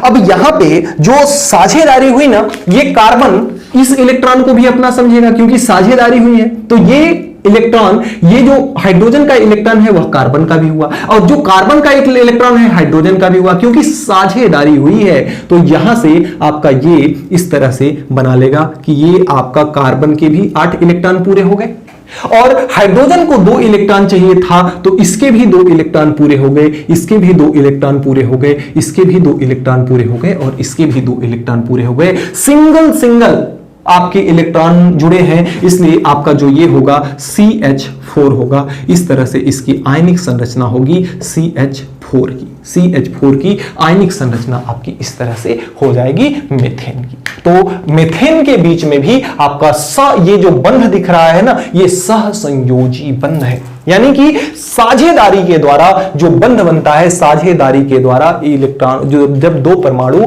एक दूसरे के साथ मिलकर के आपस में क्या करते हैं, साझेदारी, किसके लिए, अपनी अष्टक को पूरा करने के लिए। तो जब 2 परमाणु एक दूसरे के साथ साझेदारी करके अपने अष्टक यानी अंतिम कोष में 8 इलेक्ट्रॉनों को पूरा करता है, तो उस पूरा करने पे जो बंध बनता है उसे हम सहसंयोजी बंध कहते हैं। तो इस तरह से आपके दोनों एग्जाम्पल कार्बन टेट्राक्लोराइड और मेथेन का आपके समक्ष हाजिर है। अब कार्बन डाइऑक्साइड, जिसका फार्मूला आपका होता है CO2, कार्बन डाइऑक्साइड का फार्मूला क्या होता है, CO2 में सहसंयोजी बंध कैसे बनेगा, आइए देखते हैं। कार्बन के पास कितने इलेक्ट्रॉन है, 4 इलेक्ट्रॉन, तो ये आप अपना 2 इलेक्ट्रॉन यहां रखेगा और 2 इलेक्ट्रॉन यहां रखेगा, भाई कार्बन का जो परमाणु जो इलेक्ट्रॉनिक विन्यास है वह 2 और 4 होता है। ऑक्सीजन का जो परमाणु इलेक्ट्रॉनिक विन्यास है 2 और 6 होता है। तो ऑक्सीजन के अंतिम कोष में कितने इलेक्ट्रॉन? 6 इलेक्ट्रॉन। और कार्बन के अंतिम कोष में कितने इलेक्ट्रॉन? 4 इलेक्ट्रॉन। यानी ऑक्सीजन के अंतिम कोष में कितने इलेक्ट्रॉन हैं? ऑक्सीजन के 1 2 और 3 4 5 6।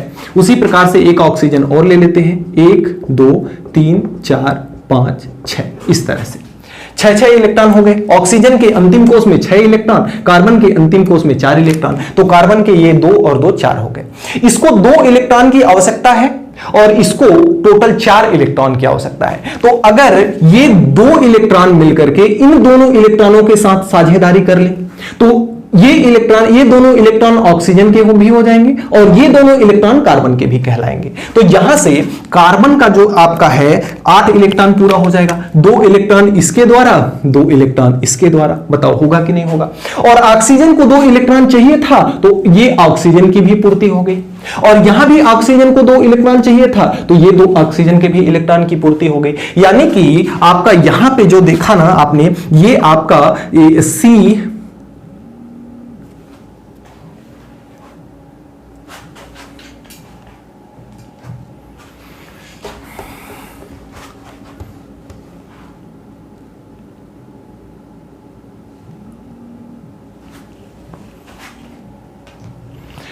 अब यानी कि यहां पे आपने देखे, यहां पे आपने क्या देखा? पहले आपने देखा कि जो दोनों एग्जाम्पल थे ना उन दोनों में सिंगल इलेक्ट्रॉनों की साझेदारी हुई थी। सिंगल इलेक्ट्रॉनों की साझेदारी हुई थी। लेकिन यहां पे डबल इलेक्ट्रॉनों की साझेदारी हुई है। और जब डबल इलेक्ट्रॉनों की साझेदारी होती है ना तो वहां द्विबंध से कनेक्टेड होता है। यानी कि ये कार्बन इस ऑक्सीजन के भी साथ 2 इलेक्ट्रॉनों की साझेदारी किया तो 2 बंध से कनेक्ट है, और ये इस ऑक्सीजन के भी साथ 2 इलेक्ट्रॉनों की साझेदारी किया तो 2 ऑक्सीजन से कनेक्ट है। अब यह आपका बन जाता है कार्बन डाइऑक्साइड। यानी कि यह संरचना किसकी है? यह संरचना है CO2 की। ये CO2 में ये जो आपका बंध दिख रहा है ना, यह सहसंयोजी बंध है, सहसंयोजी बंध है। अब इस बंध को केवल देख करके आप इतना बता सकते हो कि हां सर, कार्बन और ऑक्सीजन के बीच में 2 इलेक्ट्रॉन की साझेदारी हुई है। कार्बन और ऑक्सीजन के बीच में 2 इलेक्ट्रॉन की साझेदारी हुई है। अगर मैं इसको मेथेन का बनाऊं, जैसे अभी मेथेन हमने देखा था कि ये H था, ये H था, ये H था और ये H था, तो इसकी संरचना को आप देख करके ना, केवल देख करके बता सकते हो कि C और H में 1 इलेक्ट्रॉन की साझेदारी, CH में 1 इलेक्ट्रॉन की साझेदारी, C और H में 1 इलेक्ट्रॉन की साझेदारी। तो इस तरह से एकल बंध अगर बन रहा है तो वहां पे 1 इलेक्ट्रॉन की साझेदारी हुई है। डबल आबंध बन रहा है तो वहां पे 2 इलेक्ट्रॉन की साझेदारी हुई है। इस तरह से कार्बन डाइऑक्साइड में सहसंयोजी बंध को आप समझ सकते हो। तो अगले क्रम में आइए देखते हैं हम कि जल के अंदर आपका कोवेलेंट बॉन्ड कैसे बनता है। आइए समझाते हैं। देखिए, जल में H के 2 अणु हैं और ऑक्सीजन के 1 अणु है। यानी ऑक्सीजन तो आपके पास कितना होगा? 1 होगा। और हाइड्रोजन आपके पास कितने होगा? 2 होगा। हाइड्रोजन आपके पास कितना होगा? 2। अगर हम ऑक्सीजन का इलेक्ट्रॉनिक विन्यास देखें तो 2 और 6 होता है, और हाइड्रोजन का अगर इलेक्ट्रॉनिक विन्यास देखें तो केवल 1 होता है, 1 इलेक्ट्रॉन पहले कोष में। इसको पहले कोष में बनाने के लिए 1 इलेक्ट्रॉन और चाहिए। 2 इलेक्ट्रॉन बनाने के लिए, इसको 8 इलेक्ट्रॉन बनाने के लिए टोटल 2 इलेक्ट्रॉन चाहिए। टोटल इसके पास 6 इलेक्ट्रॉन है अंतिम कोष के। तो ये 6 इलेक्ट्रॉन में से 2 इलेक्ट्रॉन को यहां, 2 इलेक्ट्रॉन को यहां, 1 इलेक्ट्रॉन को यहां, 1 इलेक्ट्रॉन को यहां, ऐसे रख देता है। हाइड्रोजन जो है आपका 1 इलेक्ट्रॉन को यहां और 1 इलेक्ट्रॉन को यहां रखता है। अब अगर देखा जाए तो ऑक्सीजन को 2 इलेक्ट्रॉनों की कमी थी, तो 1 इसके साझेदारी से पूरा हो गई और 1 इसके साझेदारी से पूरा हो गई। यानी ऑक्सीजन के पास अब 8 इलेक्ट्रॉन हो गए। हाइड्रोजन के पास 1 इलेक्ट्रॉन के साझेदारी से इसका पूरा हो गया और 1 इलेक्ट्रॉन की साझेदारी से इसका पूरा हो गया। यानी कि अगर इसकी हम बात करें तो यहां भी 1 इलेक्ट्रॉन की साझेदारी हुई, तो यह भी एक सिंगल बॉन्ड के साथ कनेक्टेड हुआ और यह भी सिंगल बॉन्ड के साथ कनेक्टेड हुआ। यही है जल की आयनिक संरचना या जल के मध्य सहसंयोजी बंध। अब अगर अगले क्रम में हम बात करते हैं किसकी? अगले क्रम में हम बात करते हैं किसकी? अमोनिया की। अगले क्रम में हम किसकी बात करते हैं, अमोनिया की। तो अमोनिया का जो फार्मूला होता है, अमोनिया का जो फार्मूला होता है आपका अमोनिया का, वह आपका होता है NH3। अगर हम इलेक्ट्रॉनिक विन्यास की यहां पे बात करते हैं, किसके, N के, तो N का जो परमाणु क्रमांक होता है वह होता है 7। तो पहले कक्षा में 2 इलेक्ट्रॉन, दूसरे कक्षा में 5 इलेक्ट्रॉन। और अगर हाइड्रोजन की बात करें तो आपको पता है इसके पास तो केवल एक ही इलेक्ट्रॉन है। अब अगर यहां पे नाइट्रोजन को बीच में रख देते हैं, नाइट्रोजन के पास 5 इलेक्ट्रॉन है, तो ये 2 इलेक्ट्रॉन अपना यहां पे रख देता है और 1 इलेक्ट्रॉन यहां पे रखता है, 1 इलेक्ट्रॉन यहां पे, 1 इलेक्ट्रॉन यहां पे, 5 इलेक्ट्रॉन इसके हो गए। और हाइड्रोजन लेना है 3, तो 1 हाइड्रोजन यहां पे इलेक्ट्रॉन रख करके कंप्लीट, 1 हाइड्रोजन यहां पे इलेक्ट्रॉन रख करके कंप्लीट, 1 हाइड्रोजन यहां पे इलेक्ट्रॉन रख करके कंप्लीट। अब यह इसके साझेदारी से इलेक्ट्रॉन साझेदारी किया, तो यह इलेक्ट्रॉन इसका, यह इलेक्ट्रॉन इसका, यह भी इलेक्ट्रॉन इसका, टोटल हुई है साझेदारी। तो यहां पे जो आपका नाइट्रोजन के पास है वह देखिए 5 और 3 8 इलेक्ट्रॉन हो गए। और हाइड्रोजन इसके साझेदारी से किया तो यह भी इलेक्ट्रॉन हाइड्रोजन का, यह भी इलेक्ट्रॉन हाइड्रोजन का और यह भी इलेक्ट्रॉन हाइड्रोजन का। कुल मिलाकर के यहां पे जो आयनिक संरचना इसकी बन गई ना, वह आयनिक संरचना इस प्रकार से बन गई, 1 इलेक्ट्रॉन की साझेदारी, 1 इलेक्ट्रॉन की साझेदारी, 1 इलेक्ट्रॉन की साझेदारी, इसलिए सिंगल बंध यहां पर बन गया। और इस तरह से अमोनिया और जल के मध्य सहसंयोजी बंध बनता है। अगले क्रम में आइए देखते हैं, लीजिए इसका स्क्रीन। अगले क्रम में यदि हम हाइड्रोजन के मध्य सहसंयोजक बंध की बात करें तो हाइड्रोजन मुक्त अवस्था में H2 के रूप में पाया जाता है। किसके रूप में पाया जाता है, H2 के रूप में हाइड्रोजन पाया जाता है। आपको पता है कि हाइड्रोजन का जो इलेक्ट्रॉनिक विन्यास होता है केवल 1 होता है हाइड्रोजन का इलेक्ट्रॉनिक विन्यास। अब हाइड्रोजन के पास केवल एक ही इलेक्ट्रॉन है, बेचारा इतना गरीब है। तो 2 हाइड्रोजन है, तो 2 हाइड्रोजन इस प्रकार से हो गए, एक हाइड्रोजन का 1 इलेक्ट्रॉन ये है, 1 इलेक्ट्रॉन ये है और दूसरे हाइड्रोजन का 1 इलेक्ट्रॉन ये है। अब चूंकि ये दोनों जब आपस में मिलते हैं तो यह अपना 1 इलेक्ट्रॉन यहां पे रख देता है, यह अपना 1 इलेक्ट्रॉन यहां पे रख देता है, तो इसके भी अंतिम कोष में 2 इलेक्ट्रॉन पूरे हो गए और इसके भी अंतिम कोष में 2 इलेक्ट्रॉन पूरे हो गए और एक एक इलेक्ट्रॉनों की साझेदारी हुई है, इसलिए यह H एंड H इस तरह से बनाता है। इसी तरह से जैसे हमने हाइड्रोजन को लिखा ना, अगर हम बात करते हैं ऑक्सीजन की, हाइड्रोजन की जगह बात करते हैं किसकी, ऑक्सीजन की, तो ऑक्सीजन भी मुक्त अवस्था में O2 के फॉर्म में पाया जाता है। और O2 कैसे बना लेता है, जब जैसे ये H2 कैसे बना लिया, हाइड्रोजन के 2 अणु जैसे ही संपर्क में आएंगे ना, एक दूसरे के साथ साझेदारी कर लेगा, H2 गैस बना लेगा, हाइड्रोजन गैस। उसी प्रकार से ऑक्सीजन O2 कैसे बनाता है, आइए ध्यान से देखते हैं। जो ऑक्सीजन का इलेक्ट्रॉनिक विन्यास है, ऑक्सीजन का इलेक्ट्रॉनिक विन्यास है 2 and 6 होता है। कितना होता है, 2 and 6 होता है।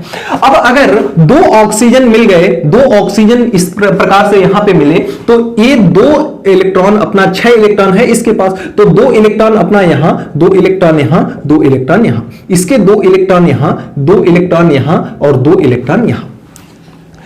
2 इलेक्ट्रॉन की साझेदारी कर लेगा तो इसके पास भी 8 इलेक्ट्रॉन हो जाएंगे, 2 इलेक्ट्रॉन की साझेदारी कर लेगा तो इसके पास भी 8 इलेक्ट्रॉन हो जाएंगे। देखिए कर लिया साझेदारी, आइए बना देते हैं इसको। तो ये 2 इलेक्ट्रॉन की साझेदारी, देखिए 2 इलेक्ट्रॉन यहां रखेगा तो ही ये 2 इलेक्ट्रॉन यहां रखेगा, तो ये भी 2 इलेक्ट्रॉन की साझेदारी कर लिए, तो इसके भी पास 8 इलेक्ट्रॉन, इसके भी पास 8 इलेक्ट्रॉन हो गए। अब चूंकि यहां पे 2-2 इलेक्ट्रॉन की साझेदारी हुई है, तो ये जो O और O के बीच में है ना, 2-2 इलेक्ट्रॉन की साझेदारी होने के कारण यहां O और O से डबल बॉन्ड के साथ कनेक्टेड होता है।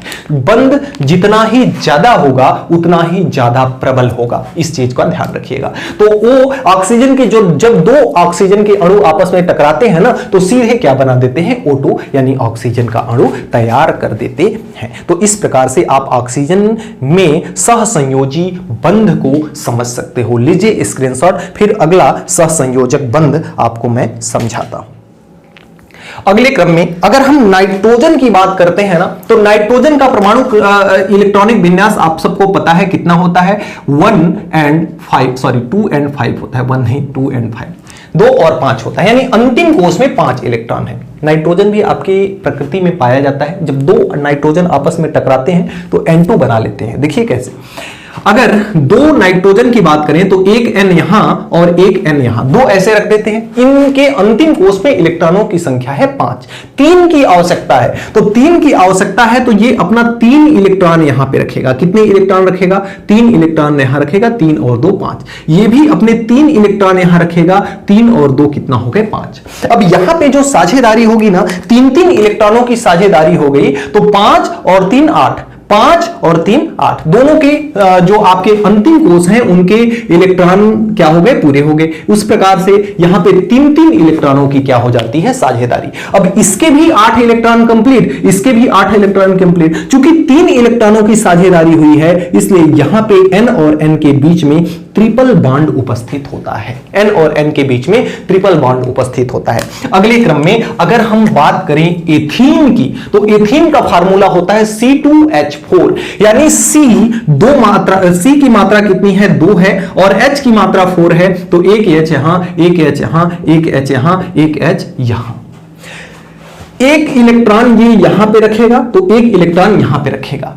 चूंकि C का जो आपका इलेक्ट्रॉनिक विन्यास है 2 और 4 है, और H का जो है आपका 1 है, तो इसके पास 4 इलेक्ट्रॉन है C के पास। तो एक इलेक्ट्रॉन साझेदारी के लिए इसके पास रख दिया, एक इलेक्ट्रॉन साझेदारी के पास इसके पास रख दिया, 2 इलेक्ट्रॉन यहां पे बच गए। एक इलेक्ट्रॉन इसने साझेदारी के लिए इसके पास रख दिया, एक इलेक्ट्रॉन इसने साझेदारी के लिए इसके पास रख दिया। चूंकि ये बिंदु में बनाए हैं हमने ना, 2 इलेक्ट्रॉन इसके पास हो गए, 2 इलेक्ट्रॉन इसके, 2 2 4, तो 2 इलेक्ट्रॉन ये भी हो गया। अब ये दोनों मिल गए तो 2, ये दोनों मिल गए तो 2, 2 2 4, और 4 और 2 6, 2 इसके भी साथ साझेदारी कर ले तो 8 इलेक्ट्रॉन इसके पूरे हो जाएंगे। देखिए कैसे, ये देखिए कैसे बनाएगा। ये 2 इलेक्ट्रॉनों की साझेदारी, यहां पे 2 इलेक्ट्रॉनों की साझेदारी, एक एक इलेक्ट्रॉनों की साझेदारी यहां, एक एक इलेक्ट्रॉनों की साझेदारी यहां, यहां पे 2-2 इलेक्ट्रॉनों की साझेदारी हुई। भाई इसको भी लेगा तब तो इसके 8 इलेक्ट्रॉन पूरे होंगे ना, 2 2 4 2 6 2 8। यह भी जब इसको इतना लेगा तब तो इसके पास भी 8 इलेक्ट्रॉन हुए ना। अब इसका जो सिंबल बनेगा, देखिए C के साथ जो आपका C के साथ जो H कनेक्टेड है, एक एक इलेक्ट्रॉनों की साझेदारी है तो सिंगल सिंगल बॉन्ड। इस C के साथ एक एक इलेक्ट्रॉनों की साझेदारी है H की, तो सिंगल सिंगल बॉन्ड। यहां पे 2-2 इलेक्ट्रॉनों की साझेदारी है तो यहां पे डबल बॉन्ड से कनेक्टेड होगा। इस तरह से आपको क्या करना होगा? इस तरह से आपको सीखना होगा। उम्मीद करते हैं कि अब जो सहसंयोजी बंध है ना, वह बनाना आपको अच्छे से आ गया होगा। ये 1-2 आपके बुक में और दिया हुआ है, जल्दी से उसको भी समझ। अगले क्रम में एथाइन और एथेन 2 चीजें हैं। एथाइन का जो फार्मूला होता है वह होता है C2H2, एथाइन का फार्मूला, और एथेन का जो फार्मूला होता है वह होता है, एक सेकेंड, एथेन का जो फार्मूला होता है वह होता है C2H6, C2H6। आइए दोनों का ही हम सहसंयोजी बंध बनाना बताते हैं। C की मात्रा कितनी है? 2 है, तो C की मात्रा यहां पे हमने कितना ले लिया? 2। H भी कितना है? 2 है, तो एक H यहां रख दिया, एक H यहां रख दिया। अब चूंकि H के पास एक ही इलेक्ट्रॉन है, H के पास एक ही इलेक्ट्रॉन है, तो C यहां पे एक इलेक्ट्रॉन रखेगा, और यहां पे H के पास एक इलेक्ट्रॉन है तो C यहां पे एक इलेक्ट्रॉन रखेगा। C के पास 4 इलेक्ट्रॉन होते हैं ना भाई। C का जो इलेक्ट्रॉनिक विन्यास है 2 और 4 है, और H का जो इलेक्ट्रॉनिक विन्यास है वह 1 है, तो यह 3 इलेक्ट्रॉन यहां रख दिया, ये 3 इलेक्ट्रॉन यहां रख दिया। अब इसके पास 2 इलेक्ट्रॉन ये हो गए, 3 3 6 इलेक्ट्रॉन ये हो गए, तो 2 और 6 6 2 8 इलेक्ट्रॉन हो गए कि नहीं हो गए? बताओ। तो ये जो आपका C है, ये जो आपका C है 3 3 6,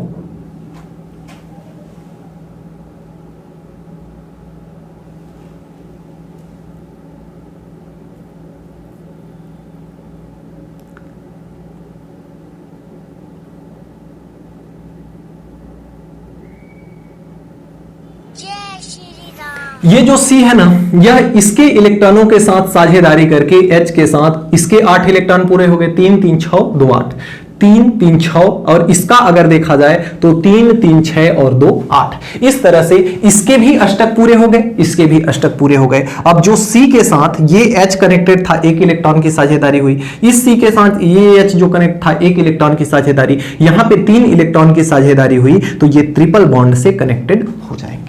एथेन की अगर बात करते हैं तो यहां पे आपका कितना है? C की मात्रा कितनी है? 2 है, H की मात्रा 6 है, तो H एक H यहां आ गया, सॉरी एक H यहां आ गया, एक H यहां, एक H यहां, एक H यहां, एक यहां, एक यहां। तो C इसके भी साथ एक रखेगा H के लिए, एक H के लिए, एक H के लिए और एक C के लिए। यहां भी एक H के लिए, एक इस H के लिए, एक इस H के लिए। H के पास एक एक इलेक्ट्रॉन है, एक एक H के पास एक एक इलेक्ट्रॉन है, तो H भी अपना एक एक इलेक्ट्रॉन रख देगा। अब यहां से देखा जाए, साझेदारी करें अगर, तो अगर ये इन सारे इलेक्ट्रॉनों को क्या करता है, सारे इलेक्ट्रॉनों को, ये एक इलेक्ट्रॉन इसका भी रहेगा ना, तो ये सारे इलेक्ट्रॉनों को अगर ले लेता है तो 4 और 1 2 3 4 इलेक्ट्रॉन, 4 4 8 हो गए। इसी तरह से ये भी अपना सारे इलेक्ट्रॉनों की साझेदारियों को मिला देता है, तो इसके भी अष्टक पूरे हो गए।